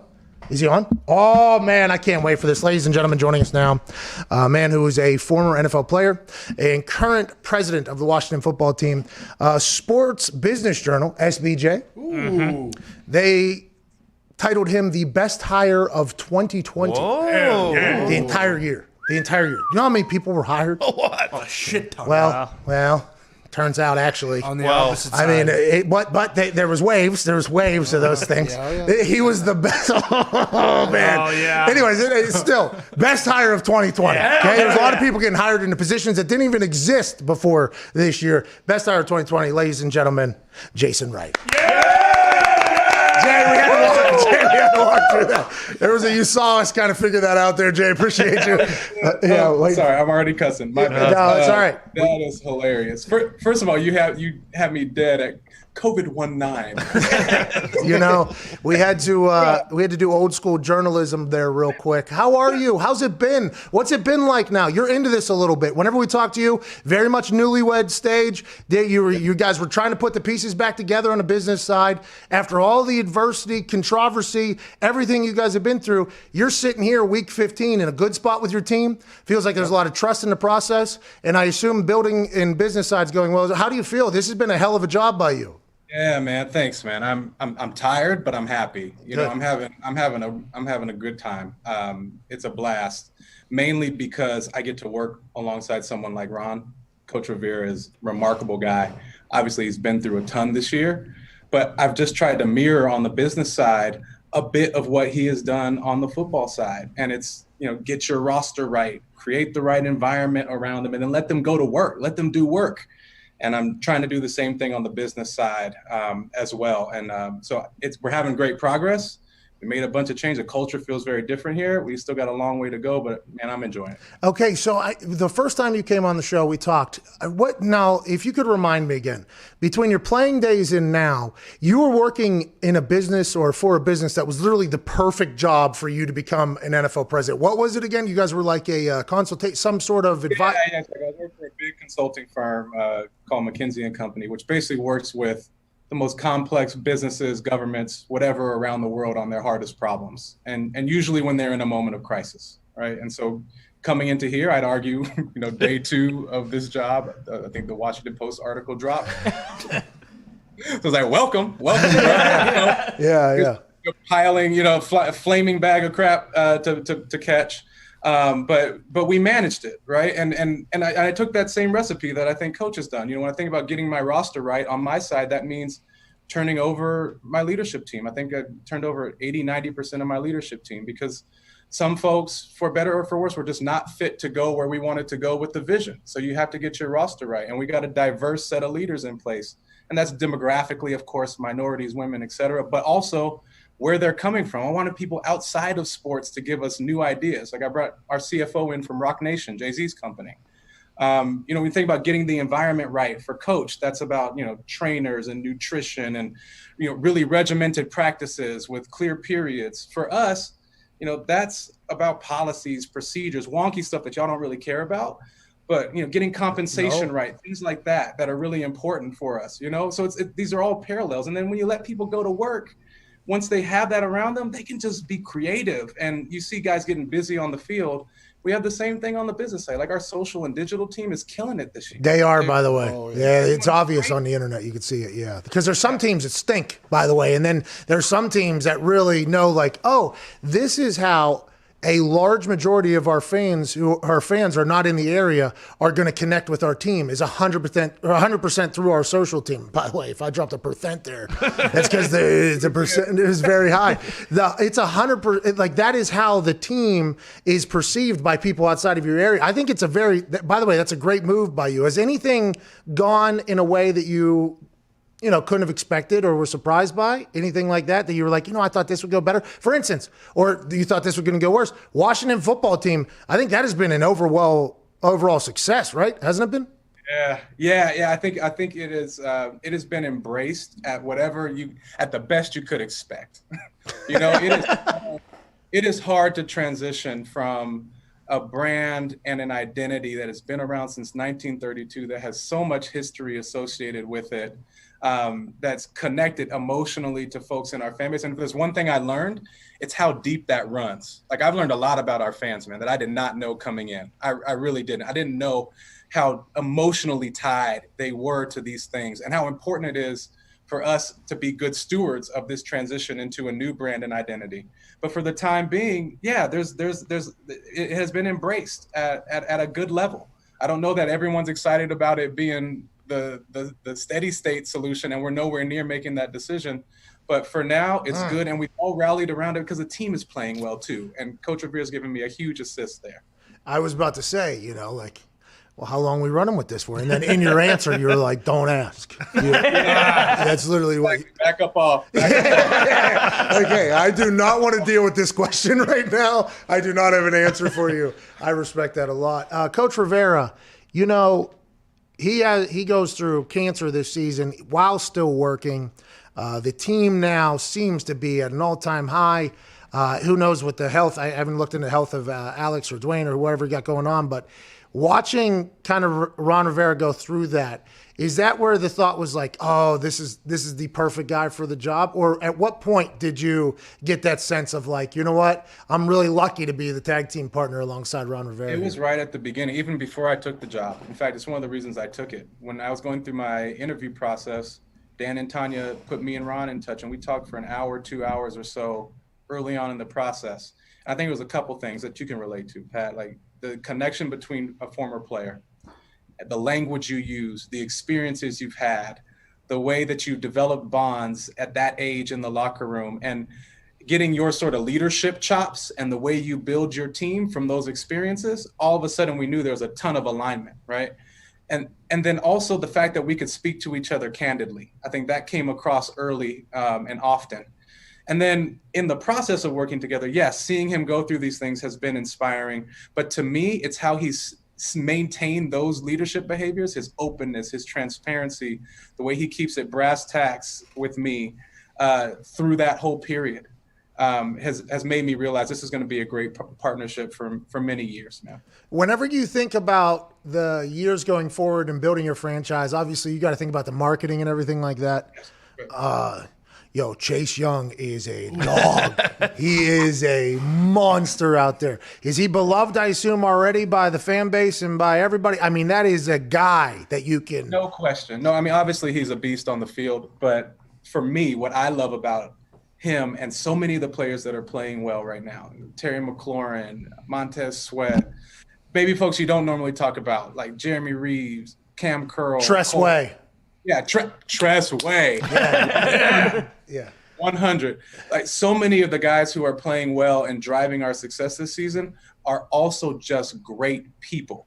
So for me as a business leader, I love that Coach Revere has prioritized character over talent. Now, they're still incredibly talented, don't get me wrong, but he's prioritized character. And for me, as I think about building our brand, repairing our brand in places, when you can put a guy like Chase, who's not only running, back scoop the scores in prime time, but can stand in front of the camera and articulate a set of integrity and values, way of working, leads vocally on the field, defends his teammates when they're getting, when there's something happening on the field. That's the type of guy I can really build something around going forward from a business standpoint that represents who we want to be: gritty, strong, but invested in our communities. Like that's gold. That's gold, man. How about him just scooping the ball? I mean, he just scooped it up. Bruh, like it was a golf ball. Yeah, and then he just tossed it over to his other hand and was just like, well, I'm out of here. I mean, terrible ball security, though. Terrible. Mm-hmm. By the way, there's a lot of that. If you score, though, who cares? Who cares? What do you got, Connor? That's right. That's right. It always has been. Jason, was there a week or a game where like you were walking around the building and you kind of just thought to yourself like, wow, we're really turning a corner here and, becoming the organization we want to be? Or has it just been a real day-by-day process? One of the moments where I realized what Coach was building was special was actually after a loss that people sort of railed the team for. And that was the first game at the Giants, when Coach decided to go for the win at the end of the game. And we fell short, even though, people would argue we had the momentum, but we went to overtime, we would have won, XYZ. And maybe we rue the day on that by the end of this season, right? But what I loved about it is that that decision was not made in a knee-jerk reaction sort of way. It wasn't Riverboat Ron gambling in the moment. This was his strategy. So we are going to be a bold, aggressive, assertive franchise. And I'm looking at the long term, and I want to build that character into my guys now, an attacking mentality, a belief that we should go for it when we have the opportunity. And choosing to do that in that moment, to stick by his guns, communicate that to the team, and say, we're going to do it again and again. I think that solidity, the fact that guys can trust his leadership in that way, has built what we have now. And if you think about the things that happened in the Steelers game, the decisions that were made, going for it on fourth in different scenarios, the way guys bowed up when the rest of the world started to see what Coach is building there, you see those things that were at the infant stage then starting to come to maturity probably sooner than we all expected. So it was that week when I realized this was going to build into something, maybe not as soon as it is, but I'm sure as hell happy it's happening sooner. Hey, I just had this thought of you with a full deck, which, by the way, a deck is a PowerPoint presentation. For those that don't know that, that is what a deck is. I have this thought of you with this deck in front of your new leaders or whatever, and it's him going for it and being aggressive, and then the next slide is like, that is what we are going to be. Like, I just had the entire, I love that, man. Good for It's already happening. You're in my head. I could imagine. Diggs, what do you got? Jason, obviously with a lack of fans, that's a huge revenue loss. Do you and other team presidents or owners, do you guys communicate with each other on ideas to create revenue in different ways, or are you guys doing anything unique like that? Yeah, that's a great question. Number one, I've been stunned at the level of collaboration that happens across the league. I've got people who have leaned in and given me great advice along the way. I'm thinking of my peers like Tom Garfinkel at the Dolphins, Al Guido at the Niners, Jason Sanarge at the Bills, Mark Badane at the Raiders, like Jaime Elhai at the Jets. Like, there's so many folks that have just been in it with me. Mark Murphy at the Packers. Like, these folks have been instrumental in helping me get up to speed. And yeah, we do talk about this unique environment, but I think there's a couple themes that have been in place. Number one, people have been health and safety overall, which you might not believe, you might call BS. But truly, for fans to feel comfortable coming back in full force in 2021, we need to make the case now that we can provide a safe environment, both for our players and our fans. So it was a long game here to prioritize health and safety. And I think we've done that incredibly well, especially if you look at what's happened with other leagues and the complexity of ours. I think you got to give the league an A for executing on that. So we talk a ton about that. And we also do talk about how we work differently with our sponsors, how we get creative with digital activations and using content to promote them and get them exposure that they're not getting in the same way in the stadium. We're definitely talking about all those things. And this is a petri dish for innovation, because when you're in crisis, things evolve more quickly. And so I think you're going to see a lot of cool things next year, especially as fans enter back into the stadium that were developed this year. Yeah, you're absolutely right that it's happening. And it will continue to happen even as the playoffs materialize. Necessity is the mother of ingenuity. That's what they say. Put that on the deck. Put that on the deck. Did you have to put the glasses on to get that? Yeah. It was a very well versed statement that I made right there. And, I hate the boring ass journalist people. I can't do it. The $100 billion deals that you guys are about to sign with TV networks are. Who does that? Is that the owners? Is that the owners' lawyers? Is that presidents? Is that how does that whole deal come together? Because I was reading about it in the New York Post, and it felt like it might have been a little bit early to put that article out, but I feel like they're trying to get a sense of what the numbers are going to be, because they still don't know who's going to be where. Amazon's potentially going to take Thursday Night Football by itself. Allegedly, no other networks really want Thursday Night Football. Monday Night Football and ABC, they want better games. They want the ability to flex. There was a lot in here by Andrew Marchand. It was a good article, but I saw $100 billion, and I was like, okay, so who's negotiating? Yeah, who's negotiating this deal? Like, do presidents have any say in that, of the individual teams? Is there any? Because the Washington football team, by the way, historic, very large. I would assume there has some sway in the conversation piece. Who's doing those deals? And by the way, congrats on being able to get $100 billion for the incredible stuff you guys got cooking over there at the NFL. How's that come together? Yeah, so this happens at the league level. So the folks in the league office who run the media enterprise for the league, Brian Rolab, Hans Schroeder, and others, along with the Commissioner Goodell, and then the set of owners that sit on the media committee. And actually, our owner, Dan, sits on that committee, and he's brilliant on this topic. They will do all of that work to get those contracts in place for the league. And then we, the team presidents, we are more focused on what we call local revenue. That's ticket and sponsorship and all of that stuff that is unique to our team and our organization. And so we get to be the beneficiaries of that great work, but our owners as our proxies are given a bunch of the input of our needs that we have as teams for those TV deals. Jeez, $100 billion. That's good. That's it. Have you guys had any fans yet? No.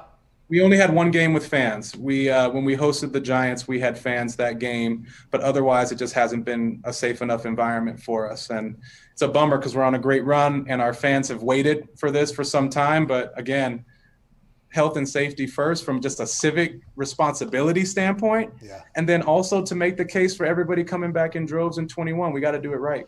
So with the Browns, it seemed like they had the other night. 10,000. It felt loud in there. And then you have some teams that have none. And then is that the local, like you're also talking to local authorities, I assume, and everything like that, and they're telling you what they think is available? It's close collaboration with the state government and the county government. That's where the buck stops, right? So we talk to Prince George's County and we talk to the state of Maryland and we align on what they think from a public health perspective is best. And then we together go and execute on it. What percentage of money do you guys make off of those ticket sales? And is that going to affect salary cap next year going forward? It's not a good year for, I think, any franchise. We'll say that. I can promise you that. It's not pretty. The P&L is not pretty. But we see it as the right thing to do. And also, for us in our organization, because we're trying to shift culture, we've also seen it as the right time to invest. A lot of sports franchises and media organizations around the world are furloughing, laying people off. Like, we're hiring. We're building our workforce. We're investing in compensation and other capabilities. And that's different because we know we need to do that to shift our culture. So we are investing and we're not making money. And so we're making some long-term or near-term pain for long-term gain. Hey, it's awesome talking to you, man. I'm so happy, and I don't want to say proud because that'd be weird, but a former player being the president of an organization is just so cool to see business-wise. It's awesome. You've been doing a hell of a job. Keep it going, will you? Thanks, bro. I appreciate it. Hey, when you check out those PNLs and the LOIs and you start doing the whole thing, I appreciate you. Hey, you're playing, but you're using those like you actually know what you're talking about. So don't front. You did some reading somewhere. Oh, yeah. I can tell by the way you're using it. I've been a part of some, multi-level negotiations. That's where I learned about force majeure, dude. Force majeure will get you in the ass every time. Ladies and gentlemen, joining us, Jason Wright. Thank you. Oh, man. I'm so happy for him. I mean, I'm like pumped. Football teams should be good for a long time. It does feel like it, doesn't it? Yeah. Chase Young is a guy you can just be like, hey, we got a guy. Mm-hmm. He is unbelievable. And he seems like he loves the game, which is great news. I think you can tell. It feel like he's always by Ron Rivera. It feels like he's always ready to go. Hey, they need to get him on offense. When are we? The J.J. Watt package. Yeah, the Vrabel package. When are we getting any of that? When is that going to happen? I wonder. That needs to start. Probably when they find a quarterback that can throw him a ball. Oh, no. All right, let's get to the break. Oh, no. We just had the guy on. I mean, we literally, their fans are still sitting in here. You know what I mean? Like, we get a little pop from these people, and then they're still sitting in here. Beat the Steelers! I know. They did beat the Steelers Wednesday afternoon, bro. Ooh. First ever WAF, Big bro. ol' WAF. You guys lost WAF. Laid an egg on the WAF. WAF. You all right, bud? Looks like you just saw. I was trying to think if it was Wednesday afternoon or not. Ravens was Sunday night. It was Monday afternoon. Oh, son of a bitch! I did a math game. I knew it was fucked up. I knew it was a fucked up time. I just couldn't remember which one. Flip that W. We played so many. Who was WAF? Ravens, Steelers. Which was also terrible. Yeah, Triple Sticks was on WAF. Oh yeah. He fucking had that one run. He hit the over. Man. Yep. Pulled that hammy. Hey, Tuesday night needs to happen. going forward. I know they're in the middle of these TV contracts. Yeah. Jeff Bezos just needs to say, hey, listen, here's 1/7,000 of my worth, fucking $10 billion. Just give me Tuesday Night Football as well. His wife just donated $6 billion. So well, how ex-wife, sir. Yeah, is that, who I believe she was obviously a part of Amazon. Sure. But how does he have that much discipline with his cash?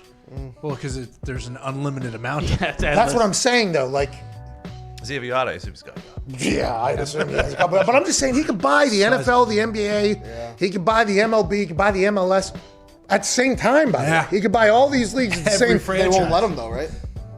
What? Has he tried? There'd probably be a Bezos rule. Like there's a monopoly law or whatever. It'd just be a Bezos thing. Like, listen, Jeff, you can't have everything. Well, yeah, I can. You want them all? Yeah, I can. You guys should have been sitting in your basement, fucking selling things off the internet. What happens to your prime? With a spray painted Amazon.com behind you on graffiti on the wall. Son of a bitch. Hey, more power to him for the amount of discipline he has. I would have bought at least 4 or 5 franchises by now. Well, he might be bringing a team to San Antonio. San Antonio. Yeah. From Detroit? Yeah. Sell the Why line. would you do Sell that? the line. Yes. Why would you do Sell the team. Their fans don't fucking care. Let's get to a break, but before we do that, I think it's time to spoil the shit out of your dog with BarkBox. 2 toys, 2 treats, and a chew. It starts as low as $22 a month for $60 worth of dog chews and toys. It's the best day of the month for our dogs is when their BarkBox arrives. Absolutely. You see the tail start wagging. Trying to rip open the box on their own. The ears kind of perk up. You know what I mean? The whole thing starts happening. You can join now and get a free extra toy in every single box this year. That's $60 worth of toys for free. Wow. Sign up your pup and get unique toys and snacks plus free extra toy every single month. Tailored toys and treats shipped every month for free. The shipping is. The shipping is right. Shipping is free. Yep. And the extra toy is free. But you will have to pay for this $60 worth of stuff that only costs you $22 a month. Join now and you'll get free shipping, unique toys, USA-made treats, free monthly delivery, and $60 in free extra toys when you go to barkbox.com/Pat. By the way, percent in the got me. Earlier, I said percent. Barcelona. What was that? Yeah, you're right. Yeah, it was a little Spanish. CE, you know? Yeah, that's what I was talking about. Like Barcelona. I was talking a little Spanish Yeah. there. It was good. And then something else got me there at the end. It's a rough one, man. It's a rough one today with these words. We were doing Tyson impressions before, too. Not me. I was not. That was Connor that was doing that? I wasn't doing that we were either. not doing that. As tribute, not as like a... No. You were making fun of the guy. Could you imagine what Tyson would do to this bag? How do you just throw yourself into that situation? What do you mean? That did not happen. Nobody was doing any Tyson. But you thought, good idea. I'm going to throw myself into this fucking fight. When you said it, the first thing that I thought of was I broke my back spinal. That was the first thing that came to my head. And then I remembered we're talking about the Barcelona football team. He gonna knock you out. 28 minutes in hour 2 here. That was a bad decision. That's just what it popped into my head. Spinal. We'll be back on the other side. Some phone calls. 1-888-MAD-DOG-6. 1-888-MAD-DOG-6. This is the Pat McAfee Show.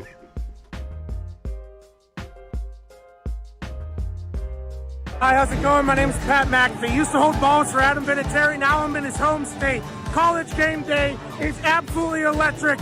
In Brookings, South Dakota. Let's go! College game day has made the voyage to Brookings, South Dakota to experience a game with the best fans in college football.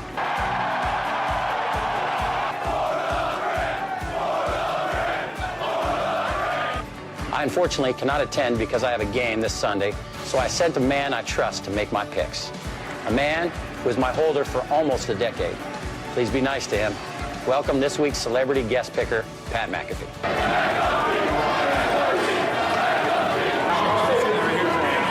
Go big, go blue, go Jacks. Hosting Auburn. Yes, everybody saw this. The best fake punt in the world. What do you think, Pat? I absolutely loved it all the way up until execution time. That is not one we like to show in the brand headquarters and punting and kicking world. Oh, dance off. Oh, let's get weird. Yes. Duck that, huh? Bang! Right off the top of the dome. That makes it a lot easier when you got a dummy standing right in front of you like that. Running. He's Daniel Russo. Wax on, wax off, knee to the face. World Series. Go, yes. These teams stink. With that 15, they celebrate by doing shotguns, and I'm a big fan of that. I'm going with the University of Virginia Cavaliers. That was great. Whoa! I will never, ever in the history of my life play against that ball. Oklahoma State is a win here. Not so fast again.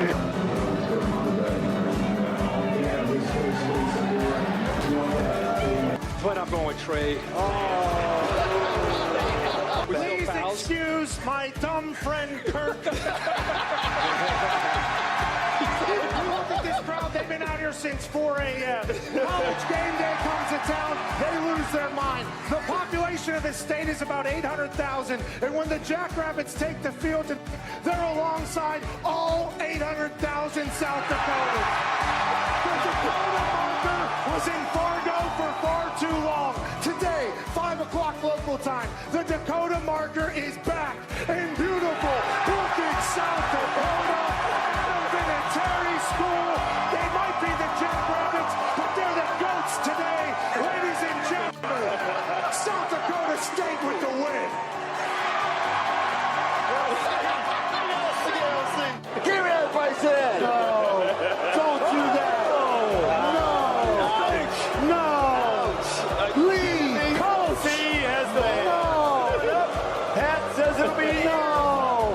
I told you I came on your radio show that we were going to get you on college game. Not only are you incredibly intelligent and handsome, you're a man of your word. You picked North Dakota today, so I had to bury you. That's okay. But it's been nothing but incredible. The college game day crew is hospitable. In South Dakota State, I think we can all agree, they showed up here. Yeah. But I loved it. I've watched the show, obviously, forever. And it's on in every single NFL locker room. My coaches are.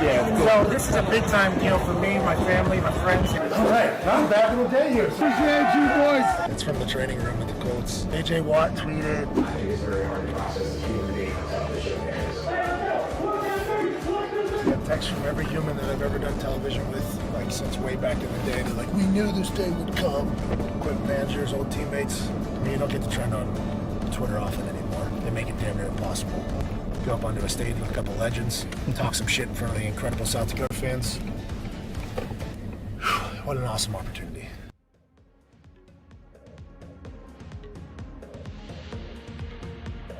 I didn't think I could continue to be an FCC regulated person without really hitting my max potential. And that's why he's with us. I love it. The Pat McAfee Show on Mad Dog Sports Radio, Channel 82.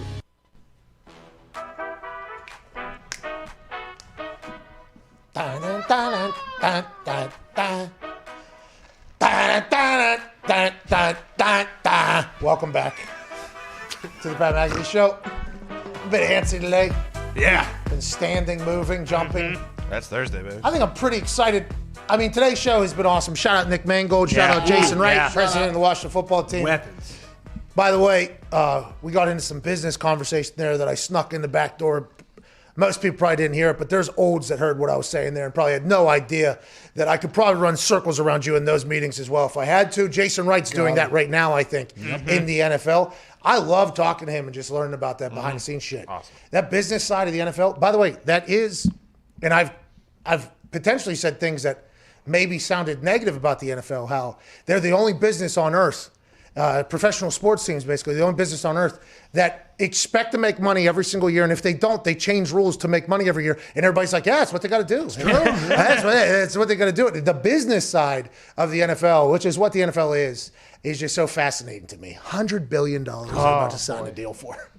Small chunk of change. And it's probably going to be a little bit more than that. I mean, because if Amazon gets Thursday Night Football outright, I assume that the NFL, who leads every single year in every single viewer category for whatever night of the week, especially this week, they'll have the biggest Wednesday afternoon show of the year. They'll have the biggest Monday afternoon show of the year. They'll have the biggest show of the year with the Super Bowl. They'll have all that. The leverage they have, I'd assume, with everybody is just hilarious, let alone the local stuff that they got. Because the NFL runs everything. I mean, that's fascinating stuff. And him putting together pitch decks and hiring Jay-Z's CFO and everything like that. I mean, that's really awesome. I think that is the side of the NFL I think I'd want to get into more so than anything, other than being a head coach of an NFL team. Right.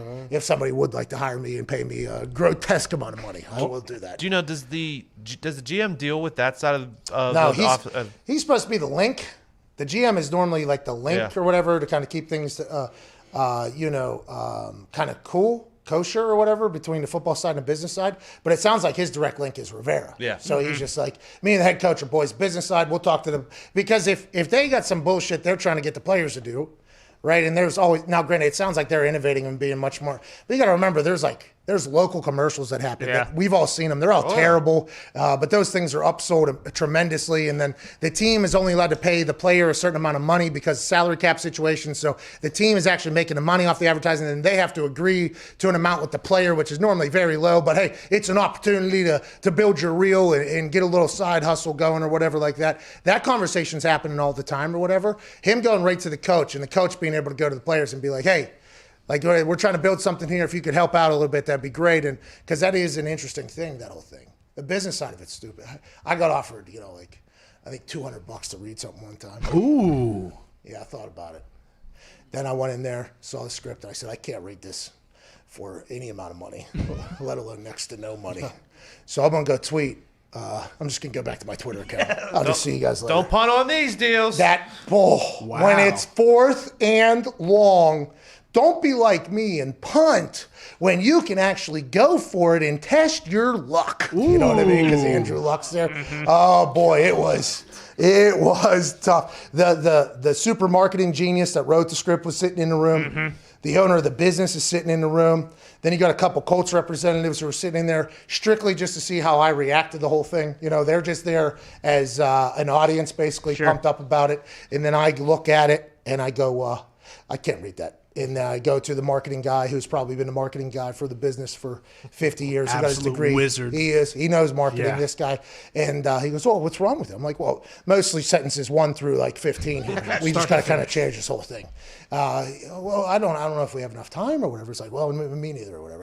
And that was the end of that. But if like Chuck Pagano was in there, like, hey, is there any way this team like that just helps mend all the fences. Mm-hmm. I'm not the only one that has that situation happen with the team, by the way. It happens damn near everybody. That's a good thing to have everybody on the same page. Rowing the boat. Oh, you know what I mean? Because, there was one boat in Minnesota that was rowing, really well, and then it kind of went down. But it doesn't mean everybody can't use the row the boat slogan because it is a real one. Yeah. You know what I mean? You know what I'm talking about, Ty? Yeah, those boats can only run on snake oil for so long. Snake oil does run out, my friend. You're talking about the college. I thought you were talking about Lake Minnetonka boat, what they're doing out there. No. Oh, you're talking about the sex boats that they had? Running through the okra patch. All right. Jesus Christ. Let's go to Matt. No, we talked to Matt yesterday. Can't do it, Matt. Sorry, bub. See you. Hang up. I'll see you. I'll talk to you another day. Hey, Zeus in Daytona, what's going on, dude? I can't do that. Hey, what's going on, guys? Hey, just hanging out. Hey, Zeus. Hey, how are you doing, bub? Doing great. Just enjoying the Daytona weather. H-E-S-U-S, by the way, still. Jesus. Yeah. He just walks with me. What do you want to talk about, Jesus? Lord, show me the way. So a couple things real quick. One, if you want to watch a really great Christmas movie, check out FX's Christmas Carol. Very dark, man. Very dark. All right. So it's not. And Ebenezer Scrooge. the other thing is I wanted to get your thoughts on humbug. Oh yeah, he's a prick. Doesn't have the guy from X-Men with the bald head? Sorry, Jesus. What do you want to talk about, dude? No, you're good. I was just wanting to get your thoughts on what you think, what the Jaguars fan base is doing with Ngakoue. I didn't see what's going on, so we should probably search that so we can learn a little bit more. Is this the Pro Bowl voting? Yeah. Oh, this has been happening for a couple weeks now. We love it. We love whenever people come together to try to do something in spite of somebody else. We just enjoy it. Genius. Especially when it's clever like this with fans voting for something to happen to screw over the Vikings, which is inevitably what would happen, I think. Jacksonville Jaguars traded Ngakoue, who wanted out of Jacksonville to Minnesota. He was in Minnesota for 2 weeks, and he got traded to Baltimore. He's having a hell of a year. For some reason, somehow, some way, if he gets voted to the Pro Bowl, the Vikings get screwed somehow. Yep. So it started out with this Jacksonville Jaguars fans doing it. Now it's become also Lions Lions fans have been getting involved. Bears fans have getting involved. I'm sure Packers fans have been trying because the NFC North. And then obviously Baltimore fans are pushing for there. So it's becoming like a 15-on-1 situation, which we kind of enjoy. It sucks to be a Viking or a Viking fan. It's not going to cripple your entire franchise, but it is cool to see happen that fans can go this deep, by the way, into, a little spite voting. Absolutely. I haven't checked on it, though. I mean, is he anywhere near getting in there? Do we know? Is he actually going to make the Pro Bowl? Hey, Zeus, we talked about that weeks ago, man. Hey, Zeus. Behind the 8 ball there. We need you to keep up with us, man. Well, he's probably been busy, answering a lot of prayers, I'm sure. Hey, Zeus. Yeah. Well, he's getting a lot of calls right now. A lot of calls. Ton of them. Speaking of Heezus, if he would like to just go ahead and give me a dub tonight, that'd be great. He's got a lot of prayers going on right now that are much more serious than mine. But I do believe a good prayer to send up would be a dub tonight. And a good way to find out who we're betting on and who we're not betting on. Zito, what is your poll and where are we standing on what we should be betting in tonight's Chargers-Raiders game, where the Raiders are favored by 3 points at home, 4 days removed from getting their asses kicked by the Colts and firing their defense coordinator? Hell yeah. Today's poll today was what bet are we hammering tonight? The under 52.5 is at 16.7%. Then we have Chargers +2, 23.1%. Yes. The over 52.5, 28.2%. And the Raiders -3, 32% of the people. Huge. So with our stats and our research, you fade this poll. So the bet would be the under and Chargers +3 because those are the two lowest at the current time. Gumpy has his finger in the air, though. There might be a Gumpy nuke for this thing. Gumpy? The Raiders are now -3.5, Pat. Yes. I do not like the hook, my friend. Poll's a null. Herbert, baby. Poll is a null. Right. The poll is a null? It has to be. Why? Because it's not accurate? It's not accurate anymore. Yeah, but we can at least get a sense for what people are feeling, All right, fair enough. Don't give up on your poll yet, dude. That fade the public we talk about is real, Pat. Yeah. Teams drawing 65% or more of the bets are 21, 36, and 1 against the spread this year. Pull back, baby! Oh, my God. They only got 57% of the bets right now, though. Let's go to Cole and Charlotte. Cole, what's going on? I don't know what I'm doing tonight. What's going on, boys? I don't know who I'm betting on tonight, Cole. I don't know what to do, but I'm excited to hear what you want to talk about. Well, look, Pat, as a lifelong Packer fan with family from northern Wisconsin, we've become accustomed to watching overdrafted, overpaid, and turnover-happy quarterbacks for the Chicago Bears. Oh. So my question for you is, who's the Bears quarterback next year, Jameis Winston or Carson Wentz? Oh, Zach Wilson, maybe? I don't know. Let's go to Drew in Louisville. Two good choices there. There's going to be quite a quarterback carousel this offseason, like there was last offseason. Hopefully this will continue every offseason because it gives us something to talk about. What do you want to talk about, Drew? Get Jimmy in there. Hey, Pat. I actually have some advice for the game tonight. Okay, what's your advice, bub? I'm a huge Raiders fan. Like you said, we're fighting for our life. Okay. We need this to get into the playoffs. So go ahead and hammer the Chargers. Our defense stinks. We're going to get murdered tonight. Drew, there's a new defensive coordinator in town. His name's Marinelli, pal. Things are going to look a bit different. He's a huge. Tell him. Drew, why is this just something? This is a game that the Raiders would normally lose.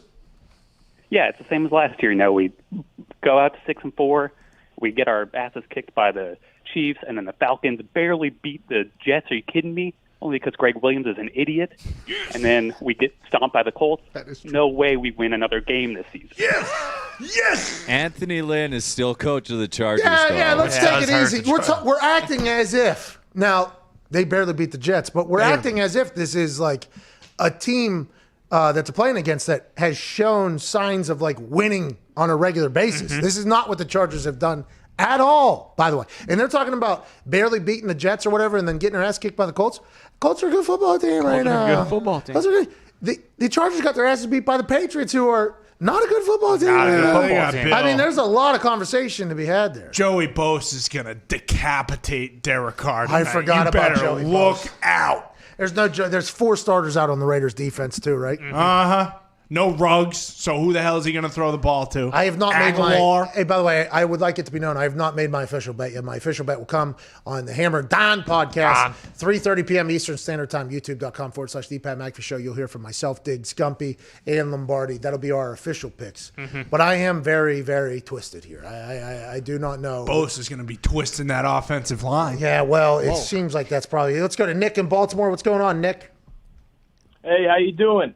I want to call in and talk about some college football. Hey, before we talk about college football, you're in Baltimore. Is there ever going to be a conversation in that city about what Jimmy's Famous Seafood has done to the Baltimore Ravens? Because their crab cakes are the best crab cakes anybody has ever tasted, and because the environment there is so awesome and the food is so good, for some reason, they just can't keep COVID or the Ravens out of there. And every single time, the Ravens go ahead and do-si-do down to Jimmy's Famous because they're like, listen, we need that crab cake. And the crab cake ships all over the country, by the way. You don't have to go there. It'll ship to your house. You don't even have to go there. Instead, though, Jimmy's like, no, we have a lot of fun down here. It's a cool setting. Come on in. They come in. They fucking do-si-do around with 1-9, and all of a sudden, it's problematic. So is anybody in Baltimore going to talk about this, or do you guys have other fish to fry over there? Well, first and foremost, I'm a Packers fan, so besides the Baltimore Ravens, Maryland is crab cakes and football, baby. Yeah. That's what Maryland does. I agree. I agree. Jimmy's is keeping players from the second half of that statement. Crab cakes, no football whenever you go to Jimmy's. They got COVID just oozing through the deck. They have this great outdoor man. Hey, that place is awesome. Incredible. That place is awesome. Phenomenal. I could see how, if you're a Raven, it's almost like an ant to sugar. You know what I mean? Exactly. Fly to shit. It's like, I gotta get there. But they need to shut it down to Ravens players. Right. If they shut it down. If they have any respect for the NFL, for the Shield, for NFL fans. Well, I would say first and foremost, I think the Shield's looking out for the Ravens. We can relate back to the Steelers week, right?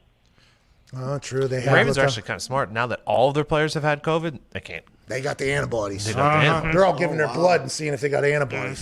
They do. What's that? Nothing. No, I'm just glad that they're getting it out of the way so we don't mess up the playoffs or anything. Oh, it does take all of us, and they are not doing the bubble. Yep. Nick, playoffs. Yeah, Nick, we're talking about the playoffs. This guy's playing all the hits. He is. Nick's good.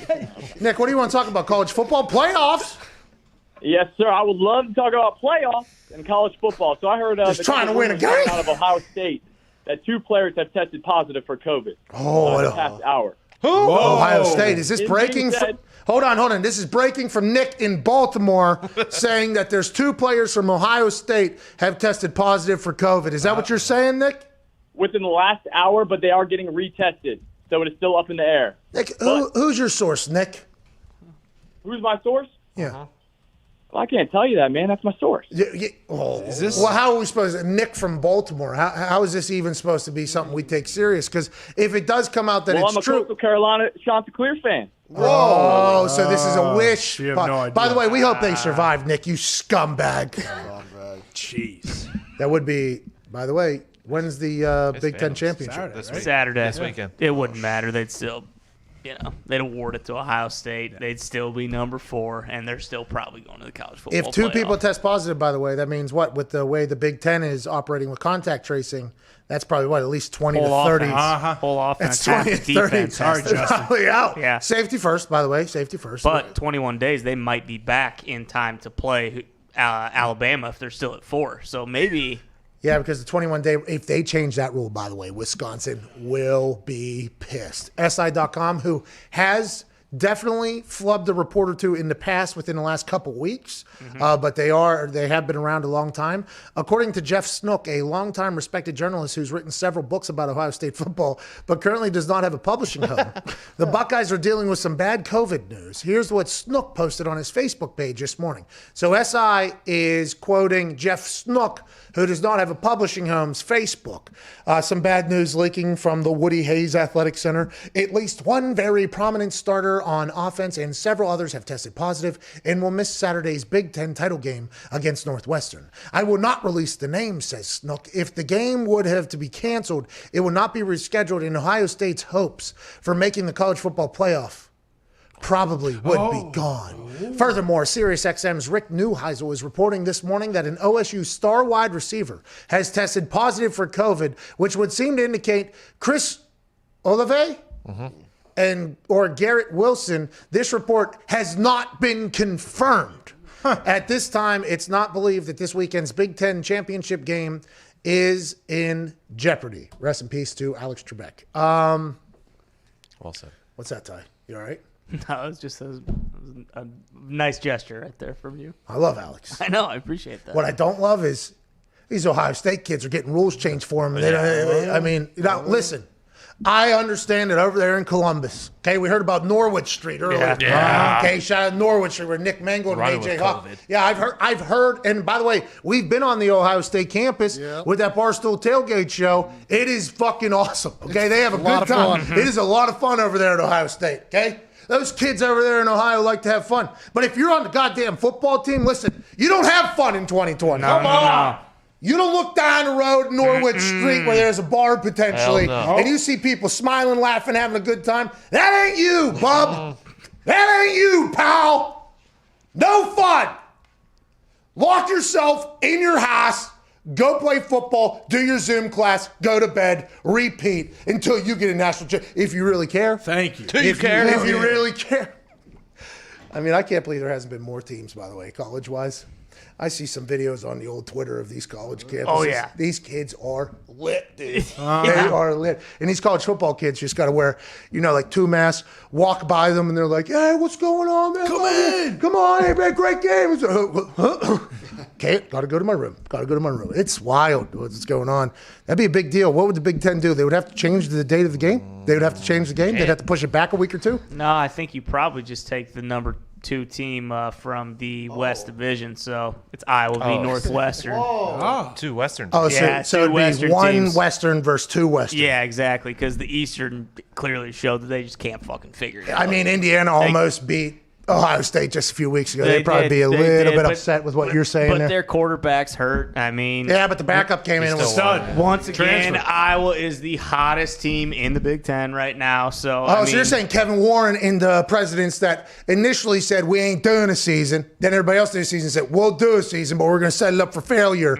You think they should go out there, maybe do a college football playoff situation committee where they sit back and they say what team, because the team that we're changing rules for isn't going to be able to play. Now, this is all hearsay. We don't know. This is from somebody's Facebook page who ain't got a fucking job. Okay. Now that is basically what that said there. I don't know Snook fella, but the way he was described there was like used to be something, ain't nothing now from his Facebook. Maybe Snook's building his own. By the way, congrats to Snook in his freedom. Whenever it says he doesn't have a publishing home, that just means nobody's been good enough for him to fall. No. But if they do, what will the Big Ten do? They'll have to do something, because if not, there's zero chance Big Ten's represented in the college football playoff. Exactly. And you know what? Just so happens Michigan had to cancel the game this weekend against Iowa, so Kirk and the boys are ready to go. I mean, it's a pretty quick trip, to Indianapolis from Iowa City. So, I don't know. No, Kevin, big maybe. snowstorm. Huge. Big snowstorm. Can't do it. They shut down roads. Kirk and the boys will fucking walk here from Iowa City. What's that, dude? Kirk and the boys will walk here from Iowa City. Slippy, Snowstorm can't. don't matter. It don't matter. Let's From go, Iowa. Let's go to Rob. Rob, what's going on, dude? Hey, Pat, how's it going? Pat and the boys, it's lit. Hey, it is lit. Not as lit as college campus is, but not for the college football players. Keep your asses in your beds. Stay in bed. Bingo. Yeah. Takes all of us, dude. It's fucked up, man. But hey, those college Shit, kids, they've gotten a lot farther than I could have ever gotten. So shout out to them. Hey, shout out to men them. and women. I hope that they stay true to what they're working towards, and they don't give up. Because man, I couldn't get past high school football. Yeah, wait, let's go, Hell Rob. yeah. They're doing. Hey, that's lit. Let's go, Rob. Attaboy, Rob. It is lit, Rob. It is lit. Really quick, I just wanted to say, man, It's lit. Drew's mentality on the Raiders was piss poor, man. It's all the mentality here, bro. Raider Nation, we're here to stand up, and I'm here to stick up for us and say, hammer that bitch down. Yeah. Shout out to Rob, dude. Yeah, he's wrong too, but No, in your eyes, he is. Yeah. Well, no, we know what the poll tells us.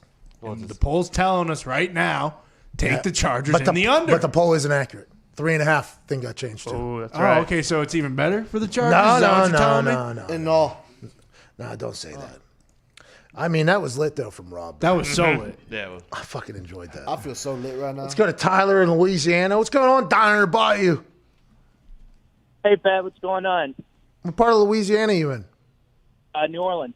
Oh, yeah, you stay in your house, I believe. That was Really? Foxy and I were actually in New Orleans to introduce Zion and the boys 10 days before everything popped off. yeah. We probably ran through an obstacle course of COVID down there in New Orleans. Stay safe down there. We love that city. Can't wait to get back. What do you want to talk about, Tyler? Yeah, I wanted to ask you, do you think the Saints are the most overrated team, at least in the NFC?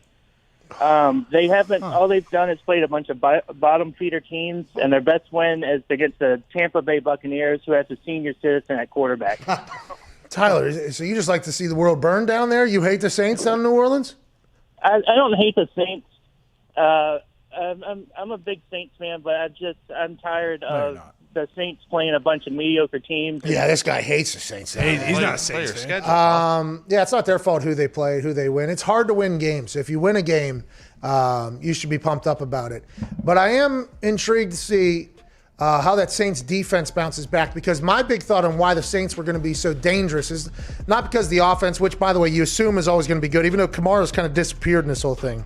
The defense was going to win them games, I thought. But that defense against Jalen Hurts, I mean, it didn't give up a lot of points, but you didn't think Jalen Hurts was going to be able to do what he did. Now, Jalen Hurts might be the guy. We literally don't know that. But I think the Saints have questions, but so does the entire NFC. The NFC is not locked up by anybody. Number one seed right now is the Green Bay Packers, though.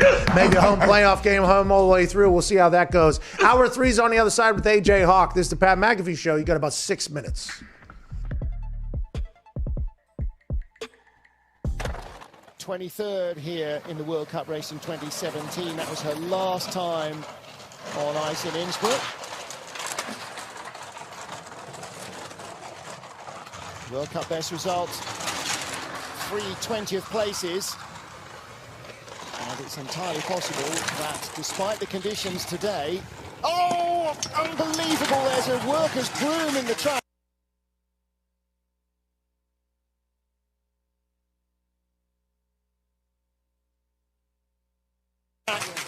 We've had that at the start before. I love Hawaii, man. Every time I go there, now granted, you make a Pro Bowl, you think you're going to Hawaii. Instead, we went to the desert in Arizona. And then the next time I made a Pro Bowl, it was in Orlando. I was like, I'm out. I mean, come on. Were you the first group that they stopped doing Hawaii? Yeah, I think it was like first or second group, of course. Of course. Worked my entire life to get there. I mean, it's an honor. It wasn't, though. I completely understand why guys don't go. It's like Tom Brady sitting out for another Pro Bowl. He's like, yeah, he doesn't want to drive 3 hours into the desert right now to go practice. He go wherever he wants. Yeah, and then the games, they need to make it just a bunch of competitions. They need to make it a bunch of contests, like the 40, everything like that. The bench, bring back the bench for the offensive linemen. Get an eating contest in there. Get the kickers to do a kicking contest. Get the punters to do a punting contest. Have that quarterback challenge that I watched on NFL Network just a couple months ago. Have that happen again for the long ball. You get Josh Allen, Patrick Mahomes in there. You get Tom Brady, Aaron Rodgers throwing maybe on an accuracy challenge. I like the little games that they set up for the quarterbacks. By the way, I would have went to the one in Orlando. I actually said I would go if they would have let me compete in the quarterback little carnival thing they had. And they told me no. And I was like, well, I'm not going. Who makes that decision, the NFL? Yeah, I got an actual letter that said no. And I was like, well, I retire and I'm not coming. We regret to inform you that you are not allowed to participate in the quarterback I think I would do well in that thing, by the way. I think I would do very well in it. Everything is like right in my range. Like the deep ball, I think, is like 40 yards. For me, that's that's my actual flick of the wrist. Like, you know how you watch those Dude Perfect videos? Oh, yeah. And it takes them, I don't know, who knows how many thousands. I mean, I'm not going to judge them. A lot of other people do. People say it takes them 4,000 attempts. But if you throw the ball as far as you can and it lands, then you just put a trash can there. You're like, all right, I just got to throw this as hard as I can again. And then it's like science is basically making you hit that. Great way to do it. In that particular quarterback carnival that they do, everything is right in my wheelhouse. Like I was built for it. And I told Conte, the Colts PR guy, I had a dislocated kneecap at the time. I was supposed to get surgery. He was like, are you going to play in the Pro Bowl? Because I had like a $250,000 bonus on the Pro Bowl or not. I was like, I made the Pro Bowl. I should get my bonus. And he was like, well, technically in your contract, it says you have to play in the Pro Bowl. I'm like, am I allowed to do that quarterback challenge? They're like, no. I'm like, no, I'm not doing it. Jim Irsay still paid me, by the way. What a guy. As he should. Good dude. Yeah, as he should, by the way. No, I don't think he should. Because the contract technically said, like, people say billionaires stay billionaires because they're stingy with their money. He could have not paid me. He chose to pay me. Good guy. That's why I think the Detroit Lions just hated Calvin Johnson. Oh, wait! Oh, wait! Oh, wait! Oh, wait! Oh, wait! Oh, wait! Oh, wait! Oh, wait! There's a grown man with face paint on. So you're Big Nut. I am, and you're little nut. Well, I've had a few of those in my life. Hey, I'll tell you what, Big Nut. I hope to find you one day on my wedding night. Big Nut! You did a great job, too. The lines are straight. No DUI problem there. You're really doing a great job here, sir. Hey, Big Nut, I love everything you're about, bud. Because we are going to win the game. He just spit in my mouth while saying that. The most likely team to make the college football playoff is the team that is in Columbus. He said khakis are way too close to that team from up north. If you don't put black pants on right now, you're going to get booed out of Columbus. So I went with the black. Makes me look thin. And whenever I say 2 letters, the place goes crazy. OH! Yeah! Ladies and gentlemen, Eddie George. That offense, though, led by Justin Fields. He has 41 touchdowns accounted for, only 1 turnover. I don't know how he isn't the Heisman favorite right now. Well, he certainly has a chance to make a stick at that today, certainly next week. He's supposed to be a Penn State native Lion. And Mike McQueary told me I wasn't Penn State material. Okay, Herbie was your quarterback. He was a senior. You were a freshman. What was he like as a teammate? Oh, he was great, man. Big shoulder pads. Kurt could run for days back in the day. We have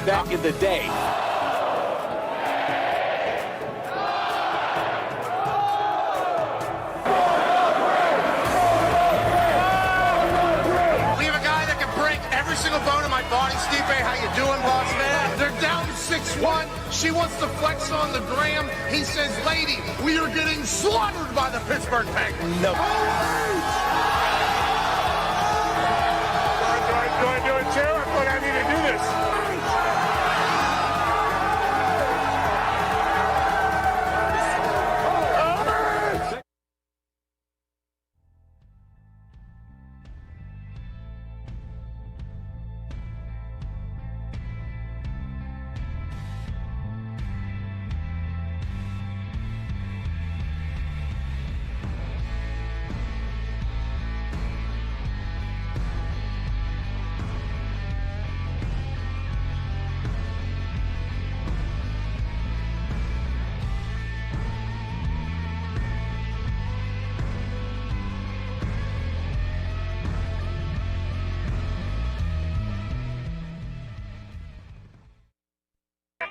The Pat McAfee Show. There'll be no rules for our guests, for us, for the things we can talk about.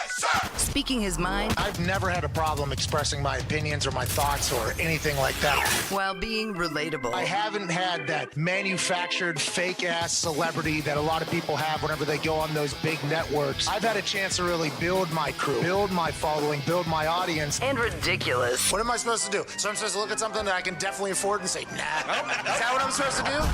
The Pat McAfee Show starts in 3, 2, 1. Good afternoon, beautiful people. Hour 3 on this Thursday, December 17th, 2020. Sirius XM Channel 82 Mad Dog Sports Radio Show begins right now.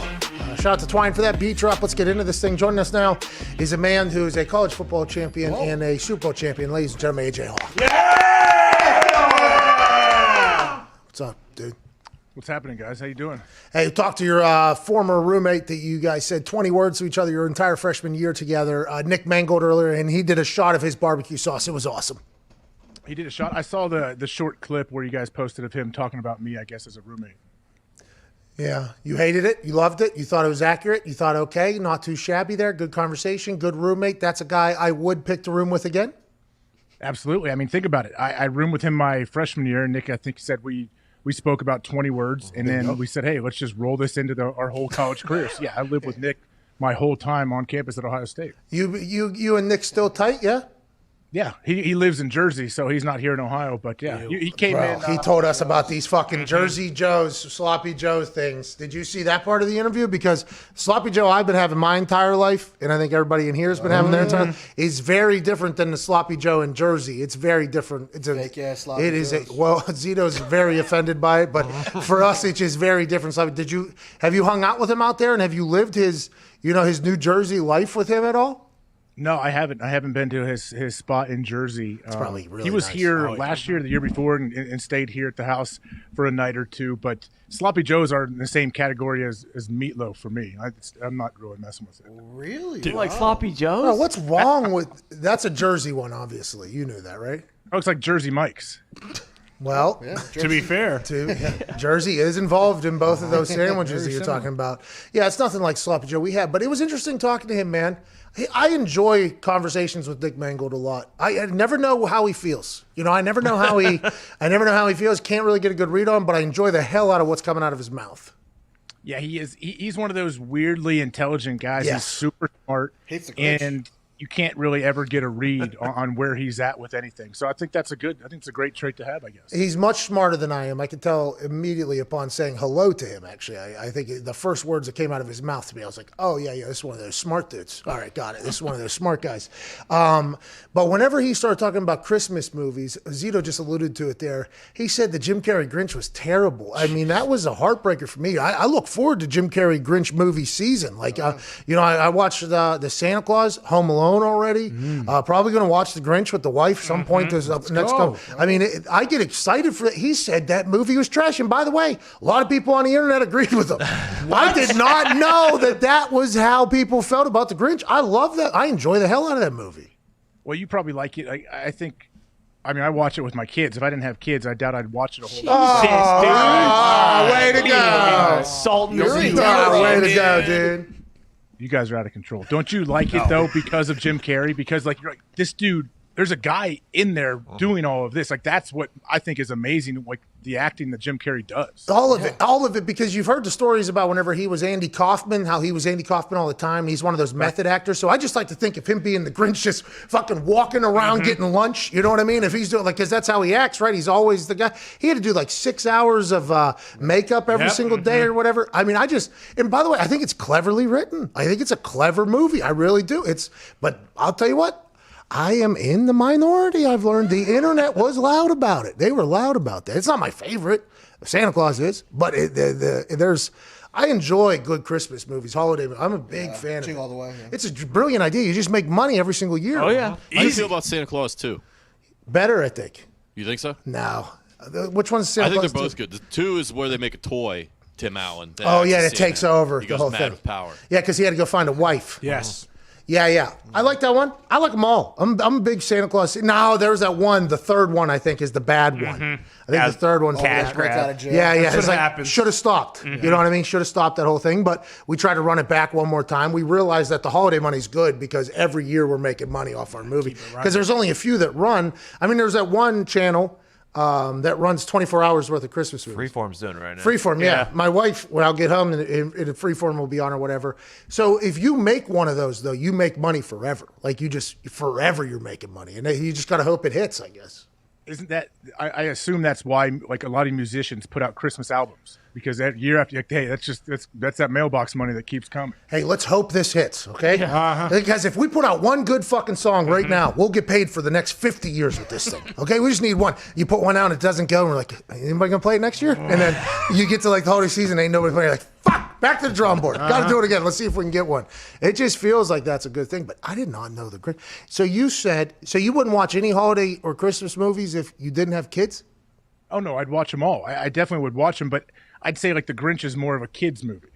No. It's humor. Like like an adult Christmas movie that kids can watch too. Like 4 Christmases, right? Is that Vince Vaughn? Hey, Zito's not happy with you right now. He is not. I don't want to look at you. Yeah, he's disgusted with you right now, man. Zito is not happy with the slander against his Grinch. He loves the Grinch. I love it. I don't dislike the Grinch at all. That's not what it sounds like. Now, Zito does have an interesting take on Christmas movies. Oh, yeah? What was your... actually, my favorite Christmas movie is Jingle All the Way with Arnold Schwarzenegger. Yeah, that's his favorite, Jingle All the Way. By the way, not a bad movie. The Big Show's in it, too. Yeah, and so is the neighbor. Rest in peace. Phil Hartman. R.I.P. Yeah, he's trying to fuck his wife the entire time. Oh, yeah. To his neighbor. Trying to get those cookies. That's his character. Though. Imagine that. Yeah, not a Real guy. Real guy. Turbo Man. R.I.P. You know. Hey, What about Fred Claus? Fred Claus That's is a good movie. classic. Fred Claus is a good movie. Fred Claus is a classic. So is Four Christmases. Yep. Elf.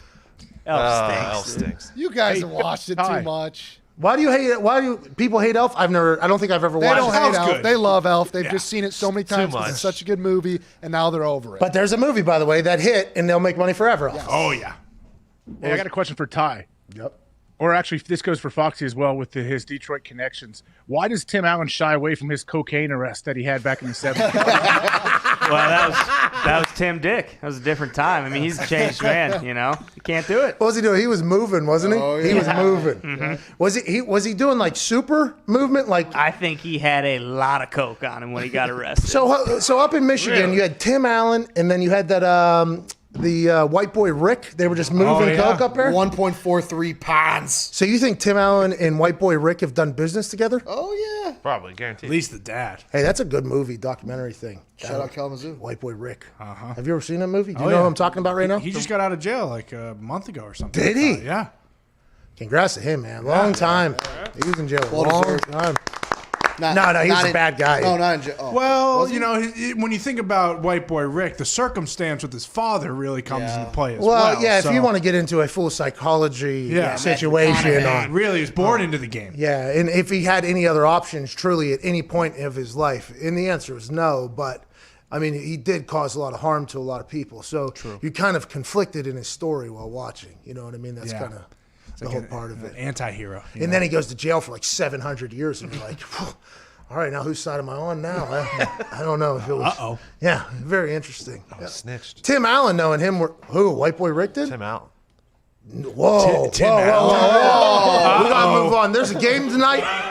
No, don't. But there's a game we're gonna talk about. He was facing life in prison. But No! He provided the names of all the other dealers. Oh, Tim Allen, not an Italian. Now we know that's why. That's That why he was doesn't Jim own Allen. Oh man! He spent 2 years and 4 months in prison.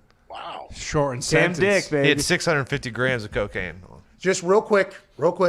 Nope, can't. No, he came out Tim Allen. You know, he was a changed man, and that's when he was What like, else I'm going to happened, dedicate Diggs? my life to film. Whoa. That's why Wilson was always hiding he's got his a- face behind the fence. You talking about Didn't the want to DUI? get ratted out. Oh, Talking about the Jesus. DUI, Nick? Bro, Gumpy from Gumpy. What was that? That was awesome. What was that all about, Gumpy? Jesus. All right, so the Chargers play the Raiders tonight. Sports show. What a transition. Speaking of blow. No, see, I don't think it's going to be a blowout or a blown opportunity for the Raiders in my eyes. I think Raiders win this game. It's moved to 3.5. I'm not sure if it still is. The Raiders are favored. Chargers, Raiders, AJ, how do you see this one going? 4 Raiders defense is out. 4 starters are out. So new defense coordinator, it's Marinelli. So I think that is all the information that needs to really be told about this whole thing. How do you feel about it? Well, first off, did Schefter correct this tweet? It's Damon Arnett, not Damon Annette. I'm guessing he replaced this eventually. Well, Wow. I'm not sure. We must have got maybe an earlier edition of the Twitter, which a lot of people, by the way, were talking about. Twitter has gone back to the old retweet button. Took the extra step out of it. A lot of people on Twitter said that they only did that because the election was happening. There's a bunch of conspiracies around it. Whatever the case, it feels like this is the first time Twitter has ever accepted that maybe the change they made wasn't great. You know, they moved where to send a tweet button was. They've done a lot of things, and they just kind of like let everybody go, yeah, you'll figure it out, which we all do, by the way. We just adjust, and we like it. It happens with phones, happens with basically every single social media platform. This is the first time that Twitter's been like, all right, we'll fucking change it, you know, which is pretty cool. I think that's pretty cool. Now, Fleet's probably going to die off as well. But a lot of people talk about the edit button being one they want to add on, like I assume Schefter wanted on this tweet potentially or whatever.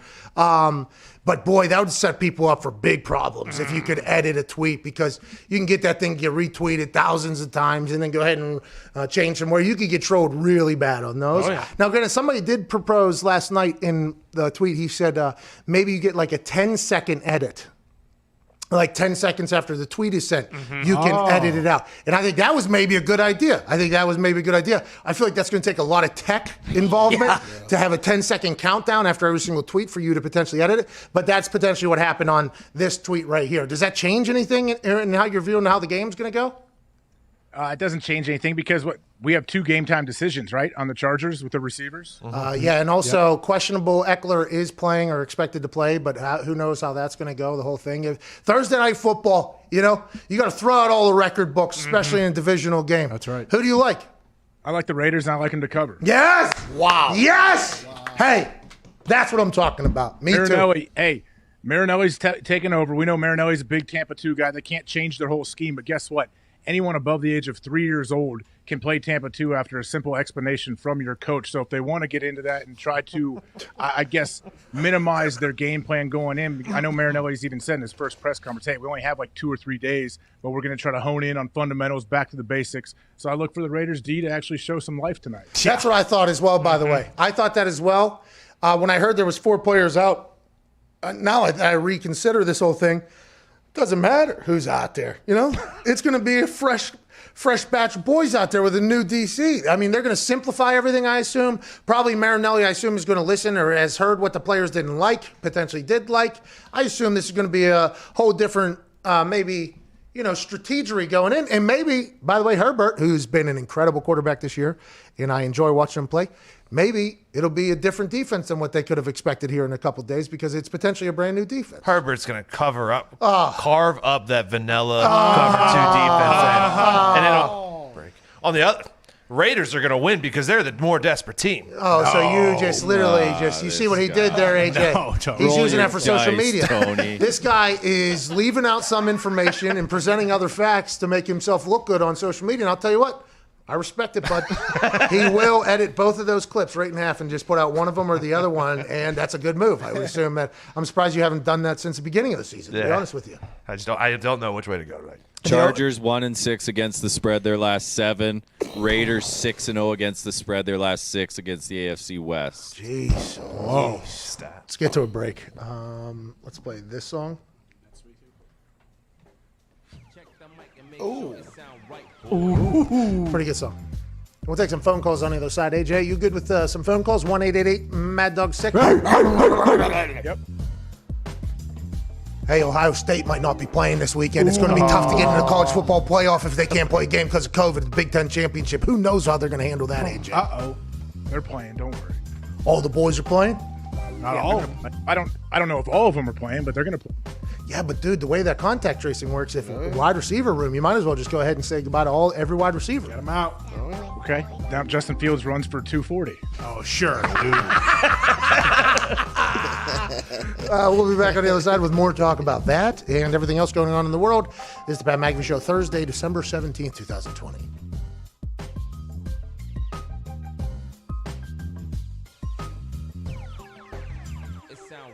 He's saying don't go off the top, it's too shallow.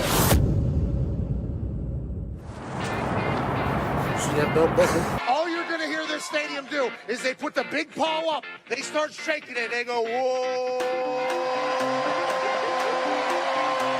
Hey, what things are going good, Mason? Shit.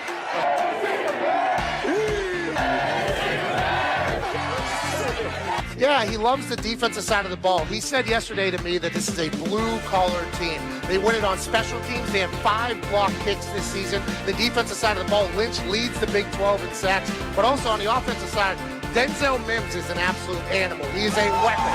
Charlie Brewer, the quarterback from Lake Travis. His dad was a quarterback in Texas. Yeah. His grandpa was a quarterback in Texas. And the people here in Waco just so happen to get a chance to see Charlie Brewer on a daily basis. Hey.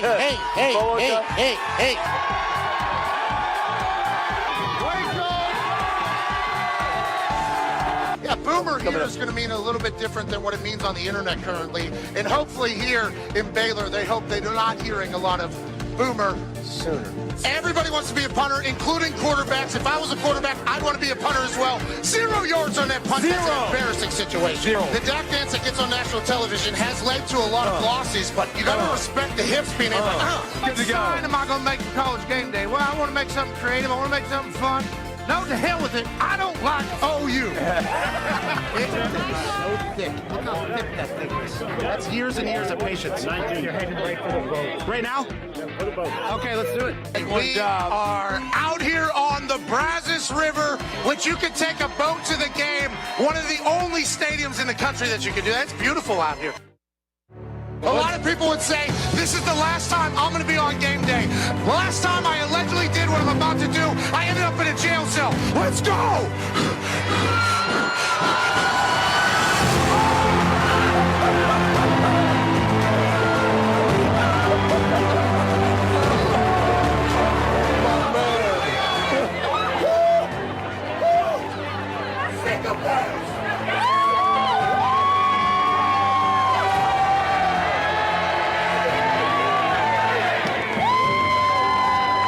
Bad decision. Bad decision. The poop kickers are getting some way down here. It's a lot higher than I thought. You look like Ric Flair.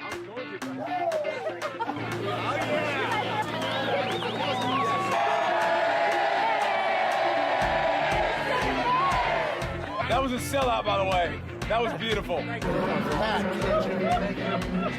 have any other shirts? Yeah, hold on. You need to go get changed before you get sick.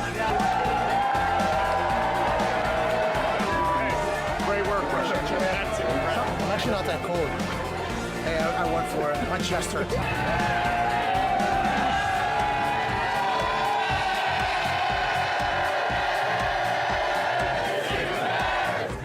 It was like 5 feet. I was standing there. That's full commitment, by the way.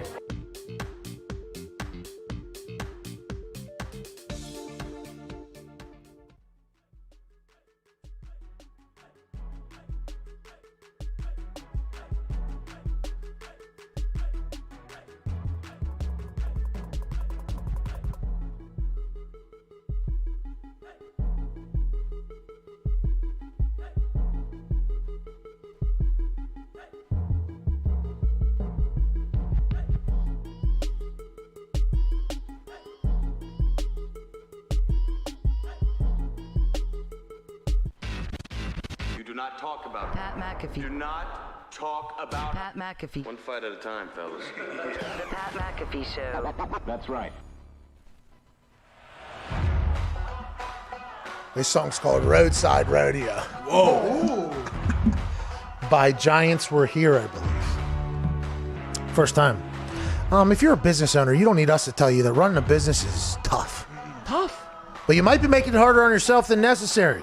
Don't let QuickBooks and spreadsheets slow you down no more. It's time to upgrade to NetSuite. Stop paying for multiple systems that don't give you the information you need when you need it.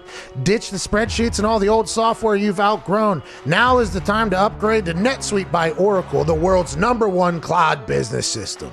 NetSuite gives you the visibility and control over your financials, HR, batteries, inventory, e-commerce, and more. Everything you need all in one place instantaneously. Nice. How do they do it, Ty? Good question. I don't know. Whether you're doing $1 million or hundreds of millions in revenue, save time and money with NetSuite. Join the over 22,000 companies using NetSuite right now. Shout out to NetSuite, by the way, helping out 22,000 companies. Let NetSuite show you how they'll benefit your business with a free product tour at netsuite.com/Pat. Schedule your free product tour right now at netsuite.com/PAT.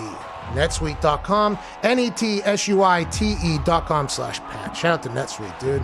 They really do good shit. Yeah. They're the best. Run your company for Jason Wright's probably using that over there with that Washington football team. Him and Hove's guy. Yep. You know what I mean? Yeah. Welcome back to the Pat McAfee Show. AJ Hawk, how you doing, pal? I'm doing well. How was Jason Wright? Did he say anything to surprise you? No, he basically, in an answer to a question, he told us not to ask him when he's going to change the name from Washington football team. And I think that was maybe my favorite part. That was kind of early in the conversation. And it was a nice strategery move by him. Had to follow up with him just in case we could potentially get something out of him there. But he was moving on from that quickly. But then we talked business, about the money lost and the creativity that they have to do to pick up.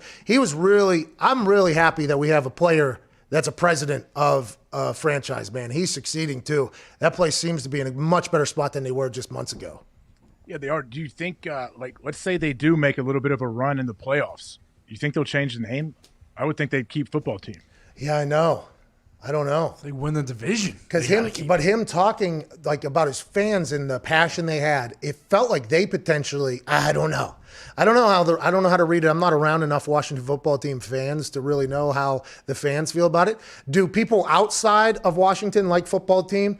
Do people inside Washington football team like, because they have to make that decision for their fans. They don't have to make the decision for everybody. Does their team like it, Nick? You're saying their fans like it or they don't like it? You're nodding your head. I mean, when you ask people outside like it, I think universally it's like. I think everybody likes it. I think everybody likes it. All I know is when they beat the Steelers, I got a lot of hashtag HTTRs in my mentions. See, that's what I'm saying. I wonder problematic. What's that mean? Hell to the. Oh, good Lord. Do these people not know? No, I believe they do know. They're just doing the old, but not from me. Why not just HTTT? HTTFT. Oh, yeah. Hail to the football team. Hail to the football team. HTTFT. Yeah, guys, they could do that. That's easy. But once again, this is people outside the fan base trying to talk for the people inside the fan base, and I have no idea how they feel versus all of us. I enjoy football team.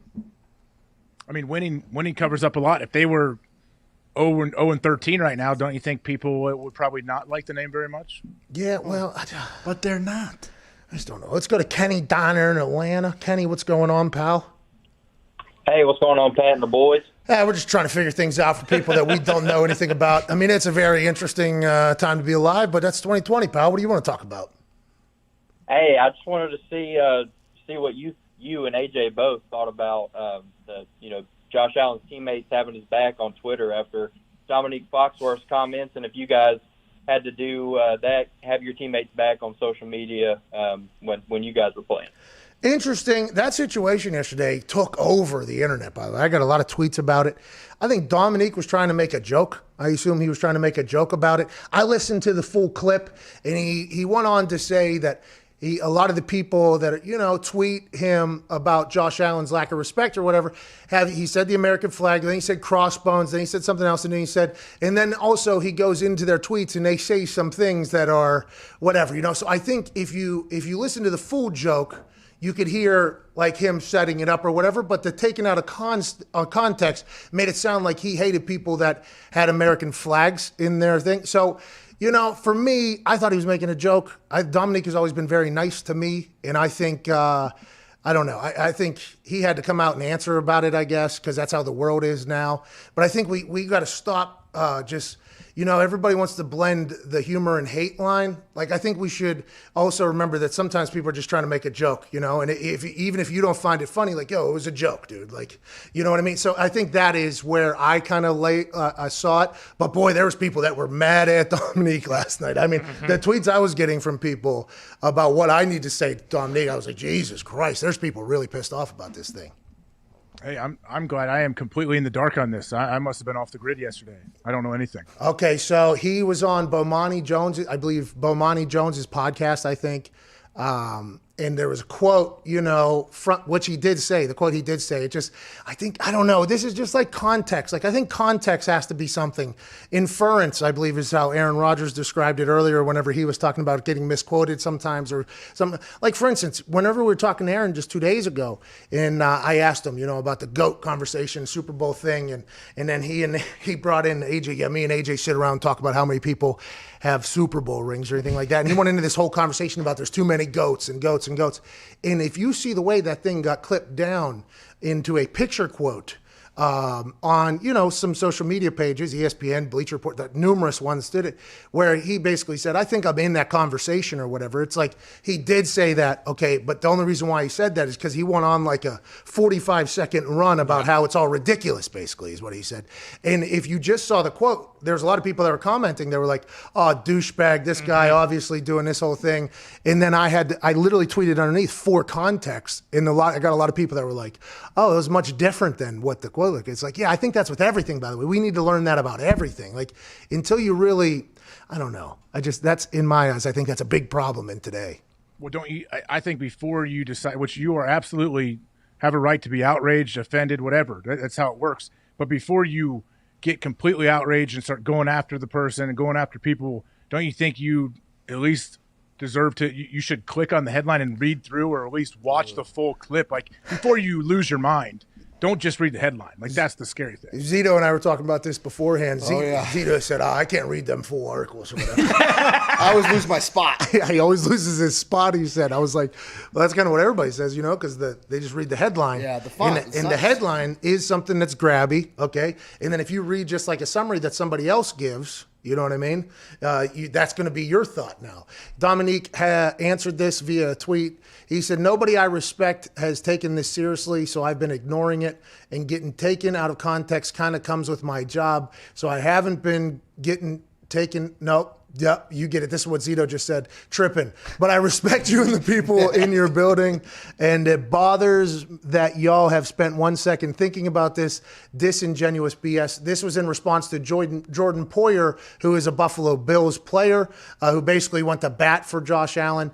And then Dominique Foxworth said, feel free to DM me, listen to the full podcast, or ignore this foolishness altogether and get back to balling. Best of luck to you and my new favorite quarterback with an American flag gif at the bottom, Nice. So I think what he was referring to is when he said he saw nobody he respects taking this seriously or whatever. I'm sure he checked the internet to see like, okay, I'm getting a lot of heat right now, but is anybody, that I would really, feel bad about coming after me? And then as soon as he saw Jordan Poyer, he was like, all right, I hate that they have to spend time on this. I'll explain it or whatever. But if you listen to the whole thing, you might hate the joke, but he was clearly just trying to make a joke in that thing. Yeah, I mean, so it's not even something he said on ESPN, is it? I think so. I mean, podcast? Yeah, it was a podcast or whatever. Whatever. He was on TV this morning. Everybody will forget about this, in a day or so? Outrage comes very quickly. That son of a bitch is just like a wave crashing. And then it goes down and then it just kind of goes back into the ocean. Okay. And then all of a sudden it's like, this one's not for me. The wave kind of goes over. The wave goes over, and then all of a sudden it's like, this one, I'm fucking, bang! And then it just kind of goes away. People forget about it.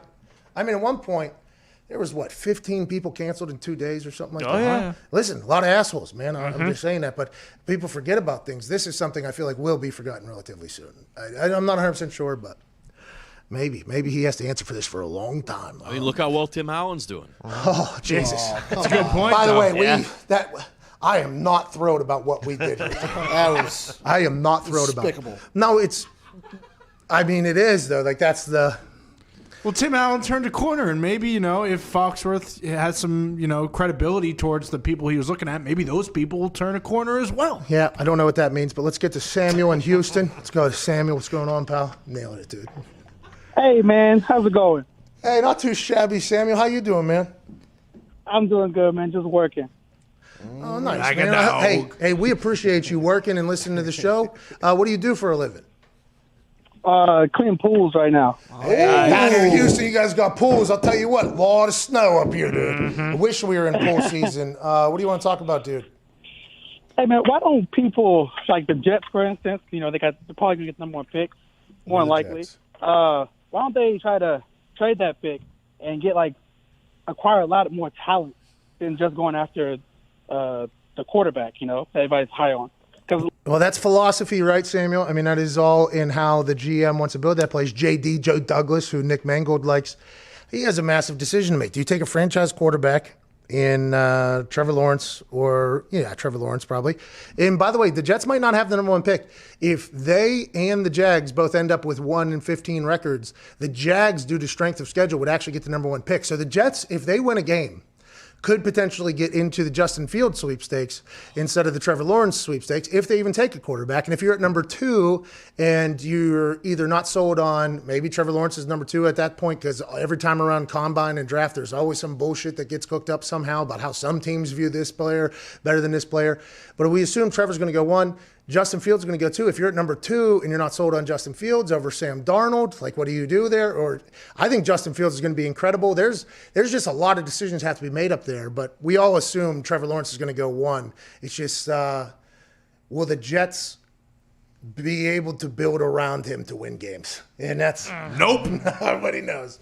Nobody knows, AJ. Nobody knows. They should talk to Flores in Miami. I mean, he's made a pretty quick turnaround with what they've done. Hey, hell of a coach there, too. Defensive coach, right? Mm-hmm. Yeah. All these offensive coaches getting a lot of credit. B-Flow turns that Dolphins whole culture around. Hey, they stunk, didn't they? Gumpy, the Dolphins stunk, huh? Very bad. The last coach to go 5-11, went 11-5, went to the Super Bowl. Bill Belichick. Oh, boom! By the way, he's got a nuke on coaches, dude. That guy's got a nuke stat on coaches right there. The Dolphins seem to be a team that can win down there. Man, Well, I like what their defense does. I mean, I know you have Van Noy on the show. I think he's great. And if Tua continues to kind of grow, and what are they doing? Like, what's Fitzpatrick's? What's the situation like right now? I think Tua's playing, right? Isn't he? He's hurt. Oh, right? yeah. He's playing. And I think Fitz is. Does he have a short leash? Like, how's it work though? He went 297 or something. He went over 300 first time last game. Yeah. So he went big last game. Does he have to play well early, or he gets taken out again? No, even when he was hurt, Flores said he's the guy. He's the guy. Like in the building, they know he's the guy. Yeah, but they said that before, and then he got benched in the third quarter. Or He was fourth hurt. Quarter. He was hurt. Yeah. He was hurt. That was like when Mitch got benched. Uh-huh. Hey, He was very badly hurt. Yeah. He's very. That is, when they benched him though, that was the conversation that they immediately sparked forever. For the rest of the season, it was like, okay, is he going to be benchable for the rest of the season, or are you going to let him give? I feel like he's going to be good, right? Mm-hmm. Absolutely. Will Chan Gailey be his guy forever down there, Gumpy? No. That's my only issue. Flores brought him out of retirement to be the OC this year too. Well, maybe they'll learn some more about Tua here. Maybe you make a change, or maybe you keep Chan and let him see what he got next year. Yeah. Right? Bring Gase back. Make him the OC. He's too Why old to be not? the guy for Chan Gailey is. How old is Chan Gailey? I think he's like 97.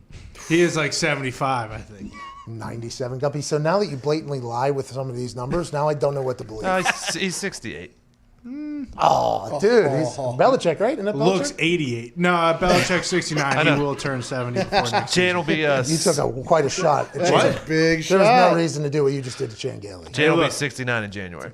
We all got eyes. They have to use this draft to surround Tua with some weapons, though, with their first-round picks. Hey, happy birthday, Chan, by the way. Come on. Happy birthday, Happy Chan. birthday, Chan. Get him a diaper. There's currently a story circulating, so we can cut that, so we can edit it, so it doesn't start the video with diaper.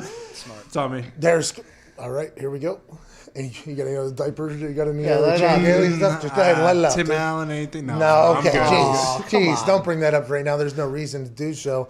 There's currently a story circulating in Denver. And it's not the Detroit Lions are moving on from Matt Stafford story that was circulating around Denver yesterday that got us into a bit of a tiff with some Detroit Lions bloggers, which we do apologize for doing that for sure.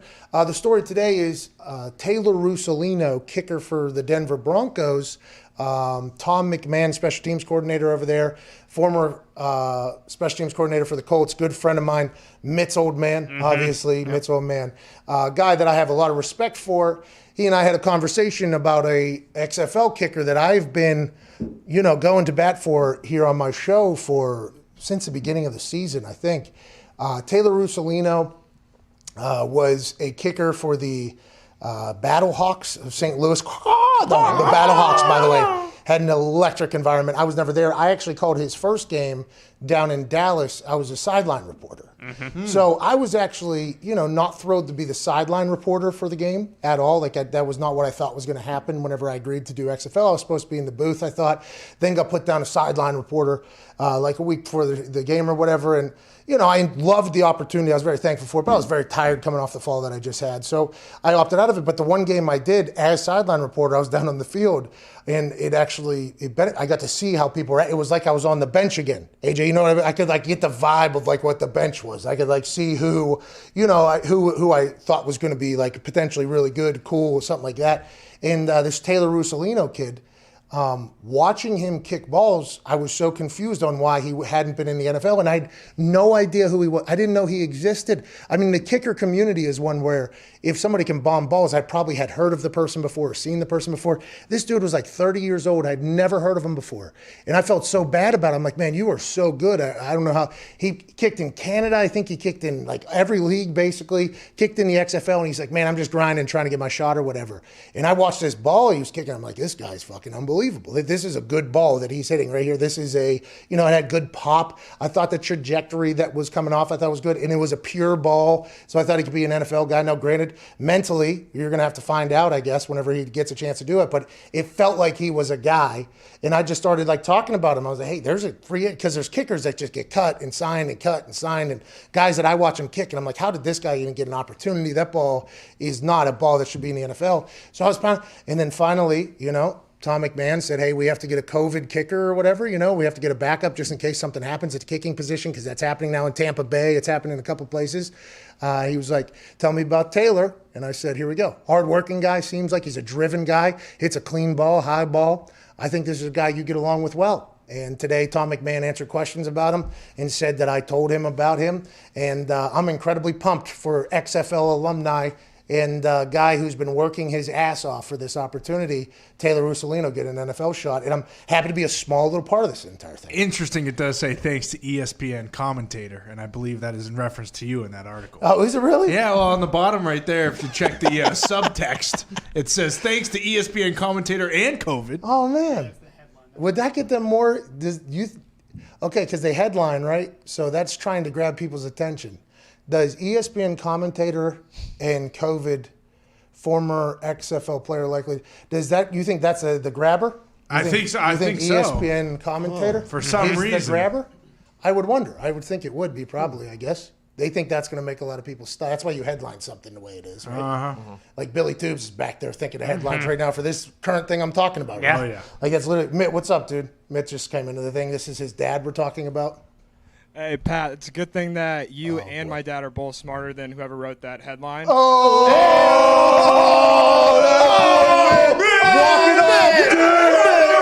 yeah, shit, bro, from the top rope like that, dude.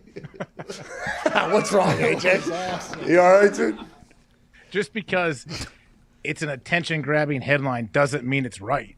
Yeah, I know. Well, that's what we're talking about. Most of them aren't. Most of them aren't. But I'm happy for this kid, dude. Taylor Russo, well, I guess he's a man, but I'm very happy for him. I think he's going to do really well, too. And McManus is a stud. I don't know if he's kicking this weekend. I have no idea what's going on.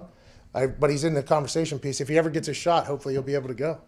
Well, it's crazy, especially with all of the kicking woes we have seen over the last 2 or 3 years in the NFL, that this is the first shot he's really getting. I know.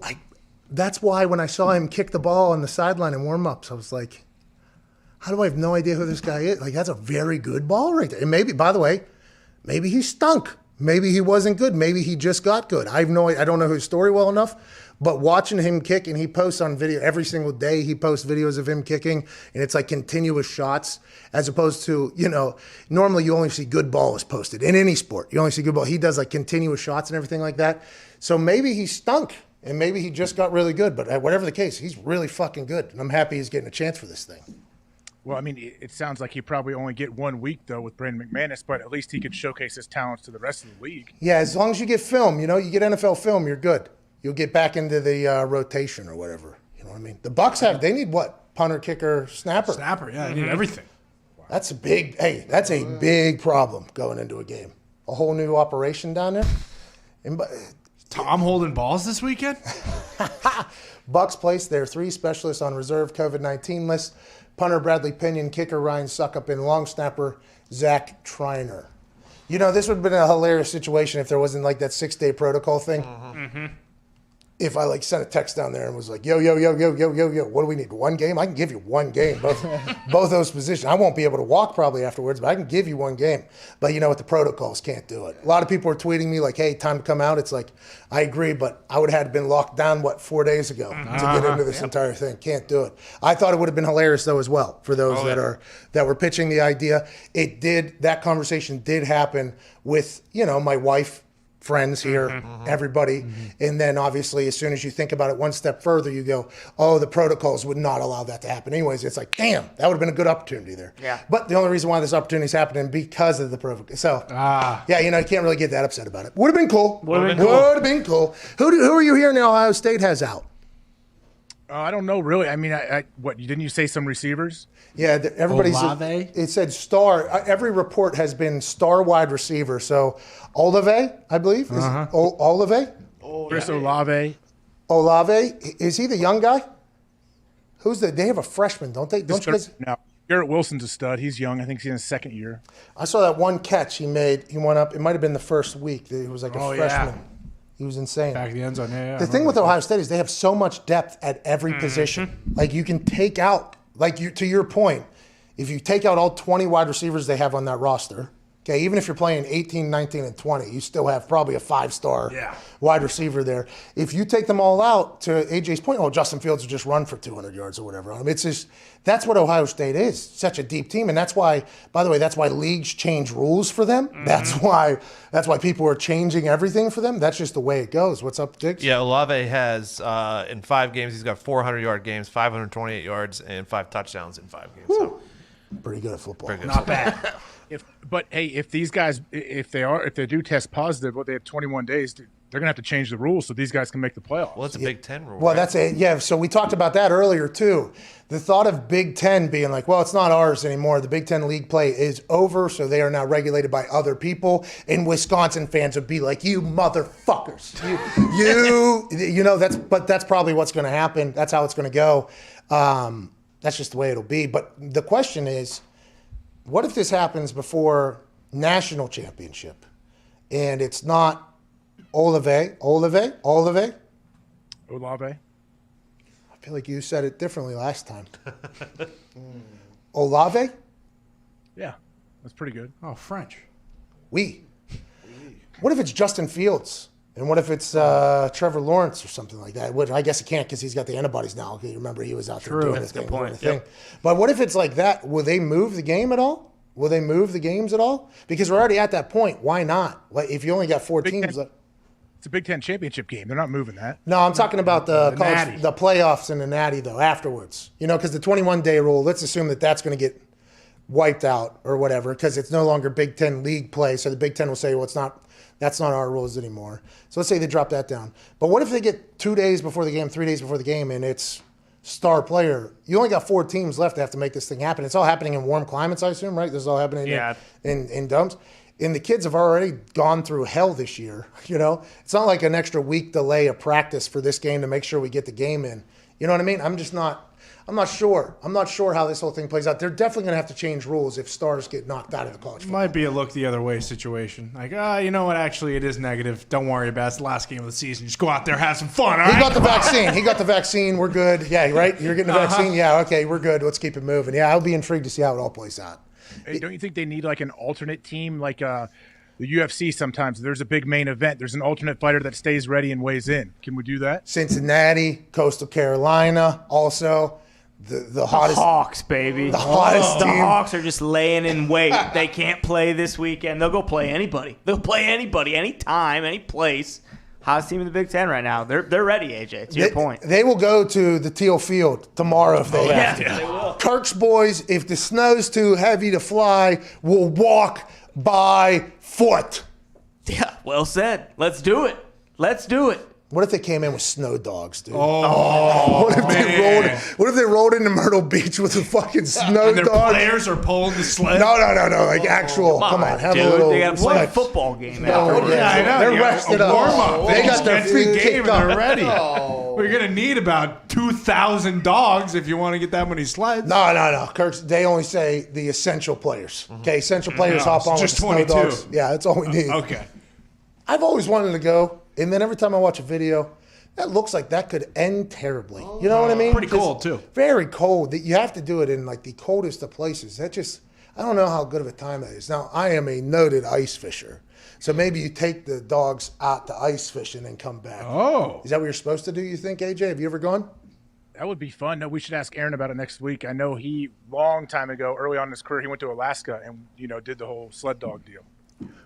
Really? Wow. Yeah, we had one of our offensive linemen, Darren College, got drafted in the same class as me. He's from there. I think 10, 15 guys went up there. I think they salmon fish and did everything. The Iditarod? Why didn't you go? You didn't get invited? You didn't want to go? I did not. No, I did not. I wasn't even aware of the trip. Oh, what's this guy's name? Leave that weirdo. Darren AJ. College. What's his name? Darren College. He's a great dude. Yeah. Seems like. Doesn't like you. Seems a bit rude to me, if you ask me. He's but- threatened by your friendship with Aaron. Yeah, well, and also your ability to fish. I bet. Yeah. They know with a jaw like that from Ohio, that guy's coming up and snagging all his salmon. Catch him with his chin. Not going to be enough salmon for all of us. We bring that fucking hawk, boy. No Scoop chance. those meat hooks in the water. Yeah, Fish the actual hook. He actually just puts his hand on the end of the string. And then you claws.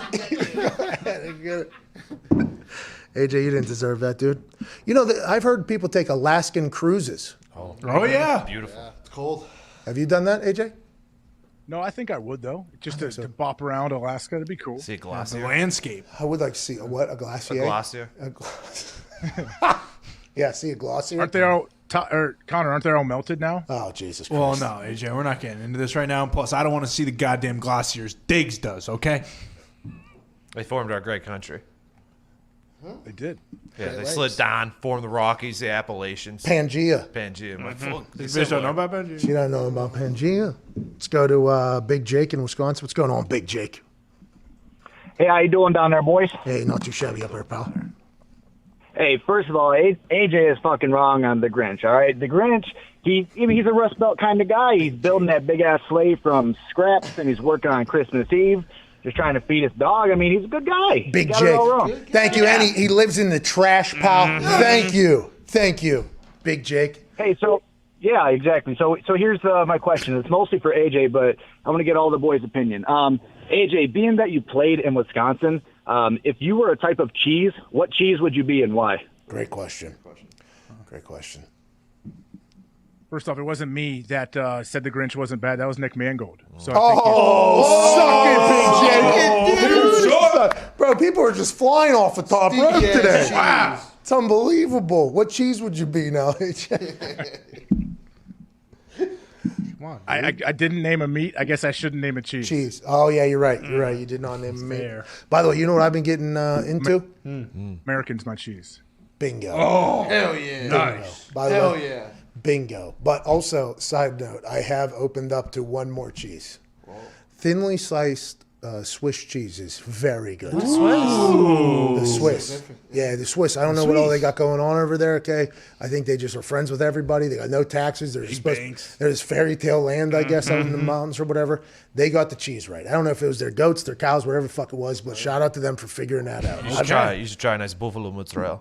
Yeah, see? Oh, See? yeah. Yeah, that is good for the charcuterie board. Well, it's Charcuterie board. And for Italian. Italian, isn't it? Yeah, well, provolone. Yeah, you gotta do what you gotta do. Monster before? What's that? Monster? No, I never fucked with the monster, but matzah. Oh, yeah. Mozzarella. Oh, yeah. Mozzarella. That Mats. Whoa, dude. Can't say that. Let's go to Ed in Pennsylvania. What's going on, Ed? Hey, Pat, boys, AJ, love the show. I have just a quick thing before I ask you the question. I didn't like your show at all in the beginning, and now you guys have the best show on radio. Yeah, it's kind of how it all goes. Yeah. I think I told you that at the beginning, too. You probably hated me, you didn't hear it, but we appreciate you sticking around. By the way, it doesn't always happen, but when it does, normally become pretty big fans or just despise, it just bounces the other direction. So thanks for joining us, brother. We appreciate it. Hopefully we'll be able to keep you around for a little bit. What do you want to talk about, brother? Offensive coordinators, defensive coordinators, some are on the sidelines, some are up in the booth. If you were an offensive player, which would you prefer? Up in the box or on the sideline if you were a coach in the NFL? If I was a coach in the NFL, you obviously get a lot better view upstairs. I know usually the coach's box is right next to where the people doing the games are on TV. So you can see everything, but I think I'd like to be down on the field if I was calling plays. I'd want to be able to see my players and interact directly and not have to get on the phone or the headset with them. I agree, by the way. The much better view from the box, but that's part of, I feel like if I was the coach, a big part of it would be how we feeling. Mm-hmm. Huh? How we feeling? You know what I mean? Now, granted, are they going to give me the right answer?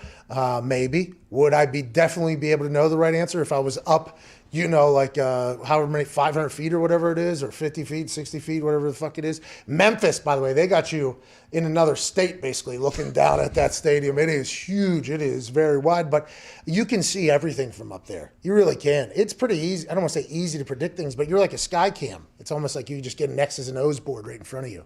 it's like a different game up there. It's like it's sterile, especially if you're behind glass. It does look easy. Like, oh man, like people watch a game with somebody up there, they think they can make every single play. Yeah, it's like, well, it's a little bit different when you can't, just see the entire picture like you can right now from everybody. It's awesome up there. It has to be quite an advantage. That's why Ernie up there. That's why Ernie, he's up there on like top of the stadium, right? They got him like top row with goddamn things like X-ray this. goggles. Yeah. You could have a phone line to every single player on offense if you wanted to talk to them, just to into the bench. Gauge how they're feeling. All right, headsets on, boys. Everybody puts their headsets. Everyone's got it on. Yeah. How we doing? I feel pretty good. That would be awesome. Just fucking up there. Let's go to Noah in Buffalo. What's going on, Noah? Hey. Yeah, how you doing? Hey, just everything's going well. How are you, bub? Pretty good, man. Big fan. Started listening to you. First time I heard you was on the Dirty Sports podcast. Oh, I love those remember dudes. being with them. Yeah, out in I haven't LA. listened to them since you've been on there, but you're much better than them, anyways. No. Who's that? Andy and Joe, right? Correct. Yeah, they were yeah. good. They were good Yeah. dudes to Very us. nice. Joe's a good guy. Andy's a stooge, but whatever. He's very nice to me. I wanted to ask you. A couple days ago, you were talking about the guy with the Colts who was a media guy. You're kind of ragging on him, but it seemed like you guys had a good relationship. Conti. I worked with the Bills media relations for a little bit, and I really saw how the people behind the scenes got the product out there. Obviously, the players are most important, and coaches and stuff. But I was wondering if there was any staff members that you remember that really left an impression on you, or you still connect with today. Great question, Noah. Conti's one of those dudes, obviously, for me. That's why I can talk shit to him on a national show. And he's very high up there at the Colts organization, too. So once I looked into him a little bit last night, I saw his title. I was like, oh, he's risen quite a bit. Wow. Yeah, good for him. Probably shouldn't be bashing him. But the equipment managers and athletic trainers, I think, are the group of people that you hang out with the most. And I was very lucky for an incredible, cool group of people at the Colts there. They're just the backbone of the organization, basically, for the football side of things. And also, you got the mailman awesome. There's just the chefs. I mean, there's so many people that are in an NFL building, and I was very lucky to have a lot of cool people. Is it the same way in Green Bay? Absolutely. Are you kidding me? I mean, you hear when Aaron comes on, he mentions Tom Fanning, one of the PR guys. My brother officiated the wedding to one of our PR guys, Jonathan Butnick, who I'm still very close with. You get in tight with all of them because you see them the first time, right when you walk in the morning. That's who you see. Equipment managers, you see the trainers. You should be. I think you've even said it, Pat. Like, if somebody doesn't have a good relationship with those people that are behind the scenes, then you got to question that guy a little bit. I agree. Show will be better tomorrow. Chris Mad Dog Russo is next. Have a great day, Sirius XM. Hey, we got that out, by the way. Let's go. I didn't even look at the clock, and my right ear thing hasn't been working, so I can't hear the back. I haven't been able. So I was just like listening to the convo or whatever there, one ear style, and I completely forgot that we about had hard out coming real quick. And I didn't want to cut you off though, because that's a real conversation to be had, because those people never get talked about. So I feel like anytime I get a chance to chat about those folks, I'm like, hey, there's a lot of really cool people popping off over there in those buildings. Like the diversification of jobs that is in an NFL building. You have so many, it's an entire city in there. And you got a lot of good folks there, I can't believe they didn't give you guys Toradol over there. I'm surprised. Because something to Or fix those IVs. fingers. What's that? Or IVs. Yeah, listen, I would never do it. I drink my water, okay, and I'm hydrated enough, but I saw a lot of guys go in there basically every weekend that were very good football players for us. So I'm like, hey, listen, if that guy's getting it and he doesn't have the opportunity to get it, that's not a good idea. Like, what if the Lamar Jackson situation happens? He said he took IV, he got back in the game or whatever. Green Bay Packers like, nah, we don't do any of that old school. You need to get through this with good old water and Pedialyte, pal. Break out the beer bong. Oh, the funnel. Yeah. Full circle. Oh, whoa. Yeah, full circle there. Full That was circle. pretty good. AJ, did you hear about this? One of the coolest things that has ever happened to me in my entire life happened. I did not hear. Thought he was frozen. Could you be a little bit? Be a little bit more pumped. I mean, I'm a friend of yours, and I just said one of the coolest things that's ever happened to me. Why'd you paused though? You paused. I thought you were like pausing for effect. You didn't want me to jump in. Oh, I understand. Well, I appreciate your, artistic creativity thought there. I appreciate that for the good of the content. But I would like to let you know that one of the coolest things that has ever happened to me recently, period. what happened to you? Thank you. Great question. So what happened to me was, when I was growing up, okay, I couldn't sleep well at night. I was always awake. This is a read. If this is a read. This is not a read. This is not a read. This is not a read. This is a really cool thing. This is a very cool thing. CBD, MD, CBD, PM does put you to sleep very well, but I did not know about this as a child, okay? So I was up.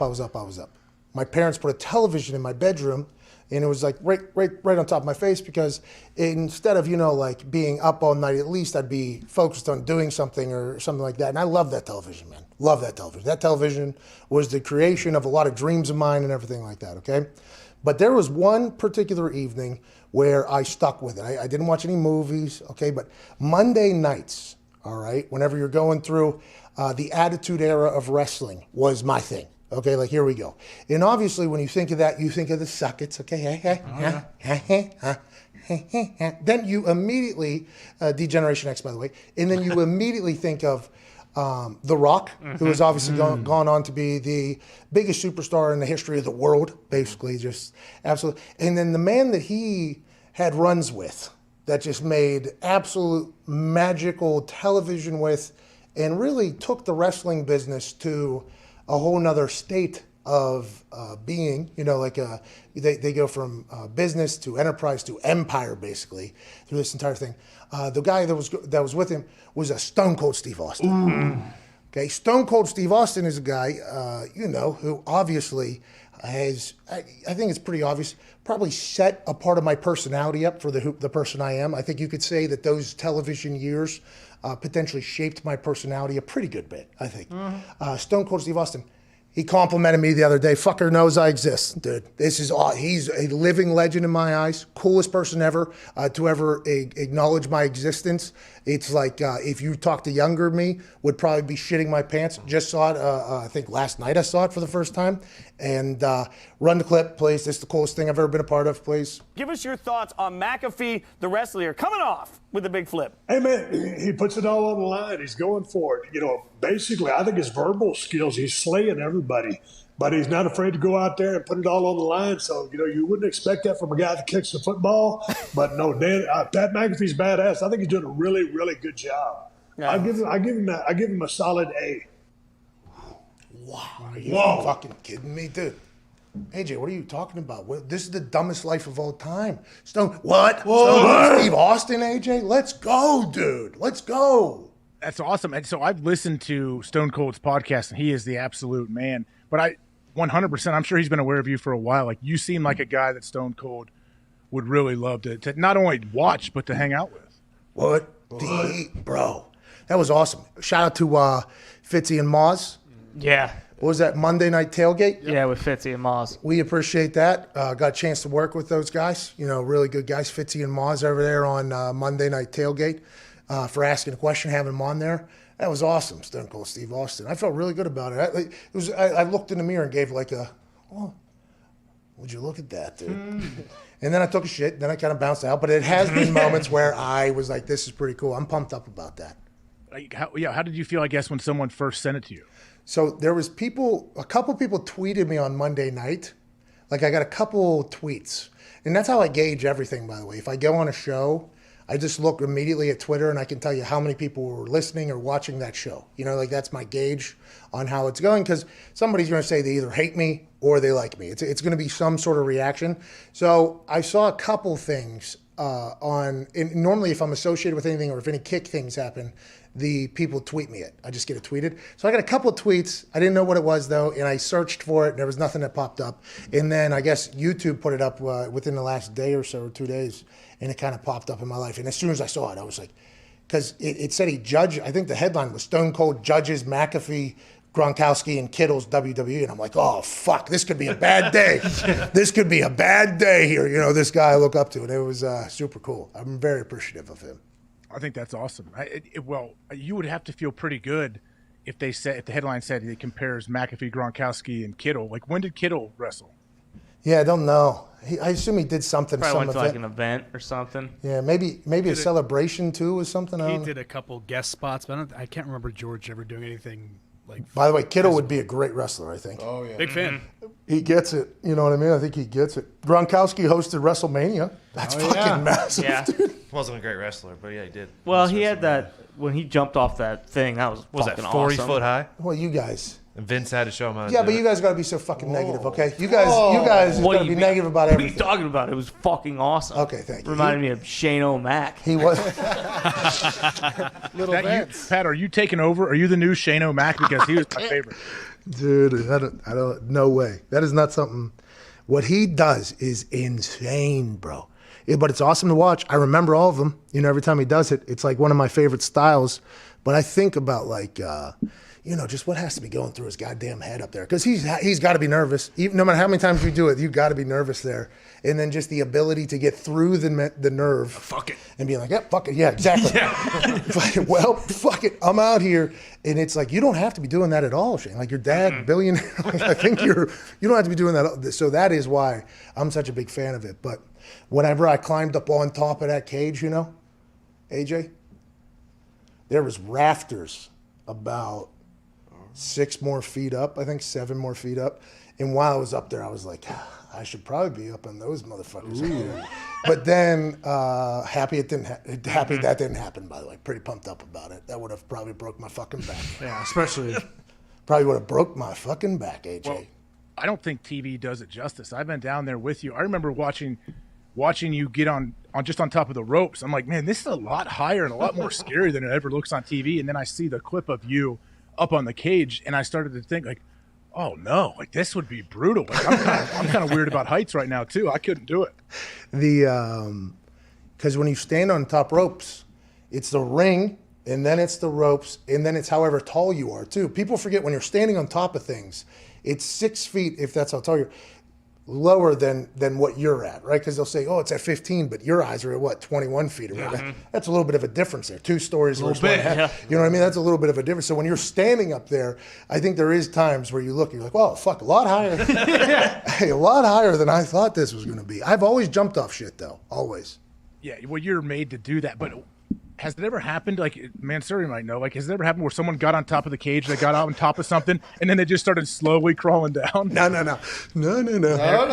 I will say there is a very prominently featured WWE superstar who was very terrified about having to do something on top of Hell in the Cell a couple years ago. I will, out of protecting the gentleman, I won't give his name, but he was not happy about going up there. There was a couple people telling me about the old War Games thing, and I guess there's a couple people that came up to me and were like, I thought I was going to go up there one time. Have you gone up there in rehearsal yet? And, whenever the ring was down, when you got a chance to go, have you gone up there? And I'm like, no, I think I'm just going to save there. You should go up there. You should go up there. And I'm like, why? They're like, well, one time I was up there and I didn't do during the day. Whenever it was all put together, I didn't go up there. I just said, yeah, I've been up there or whatever. And I went up there and I almost shit my pants. And that was with like 15,000 people around me, basically forcing me to do it. So I think you should potentially go up there. And I'm like, nah.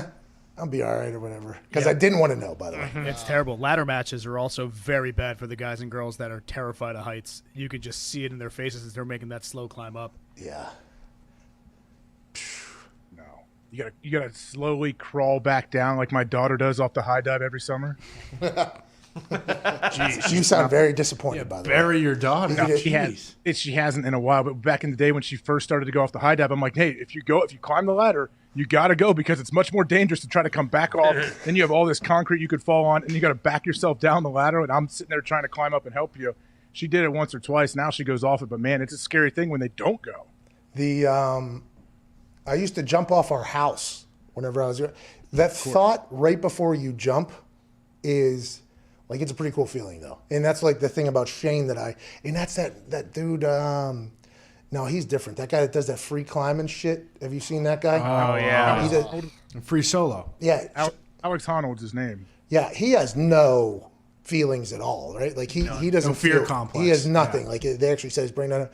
But that moment where you're just like, all right, I'm potentially going to die. Like, that is a wild, I enjoy it, always have. But I think what Shane does up there, I don't think I'll enjoy it that much. I don't think I'm chasing the dragon that much. I don't know if I can get it. Well, hey, I know you're breaking, but once you start that, though, you have to continue to one-up yourself over and over. So, yeah, good luck. Hey, rafters are right there. Yeah, I saw my next spot. Just grab onto I him. saw that thing. Yeah, I kind of do, huh? Nah. Wait until you see my next style. I'm going to train for a little bit, and I'm just going to be a technical wrestler. I'm just going to go out there. It's just going to be all grappling. I'm going to be tossing. Hell yeah. Flowing into next hold, Ask them! Yeah, the whole thing. That's what I'm going to do next Well, time. Pat, maybe if you're ready for a little training, we'll take you up to Calgary and, stretch you out in the dungeon. Is that the best there is, the best there was, and the best there ever will be right there? Pat, there's only one hitman, but, I'd like to make you a proud student of the Hart family dungeon. Well, I heard if you go to Canada, you can't come out of your house for like 17 days or something if you even travel up there from anywhere else. Well, look, vaccine be damned and everything, but, you come up there for a good stretch and you might be able to beat COVID just with your grappling. Put COVID in the sharpshooter. All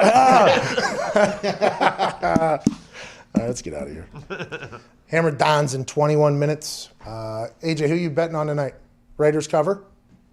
Yeah, Raiders to cover. I'm curious to see what Lombardi's opinion is. Yeah, me too, actually, man. Early read is he's on the Chargers, I think. No. Yeah, that's the early read. He just looks at our poll, by the way, and just. Oh, okay, perfect. Under Chargers. That's a show, man. See you guys tomorrow, dude. Good show. Hey, big show tomorrow. Oh. Should I even give it? I'll give it. I mean, no. No way. Are you kidding me? No. Maybe, dude. Be a friend, tell a friend. We'll see you tomorrow, man. Come on.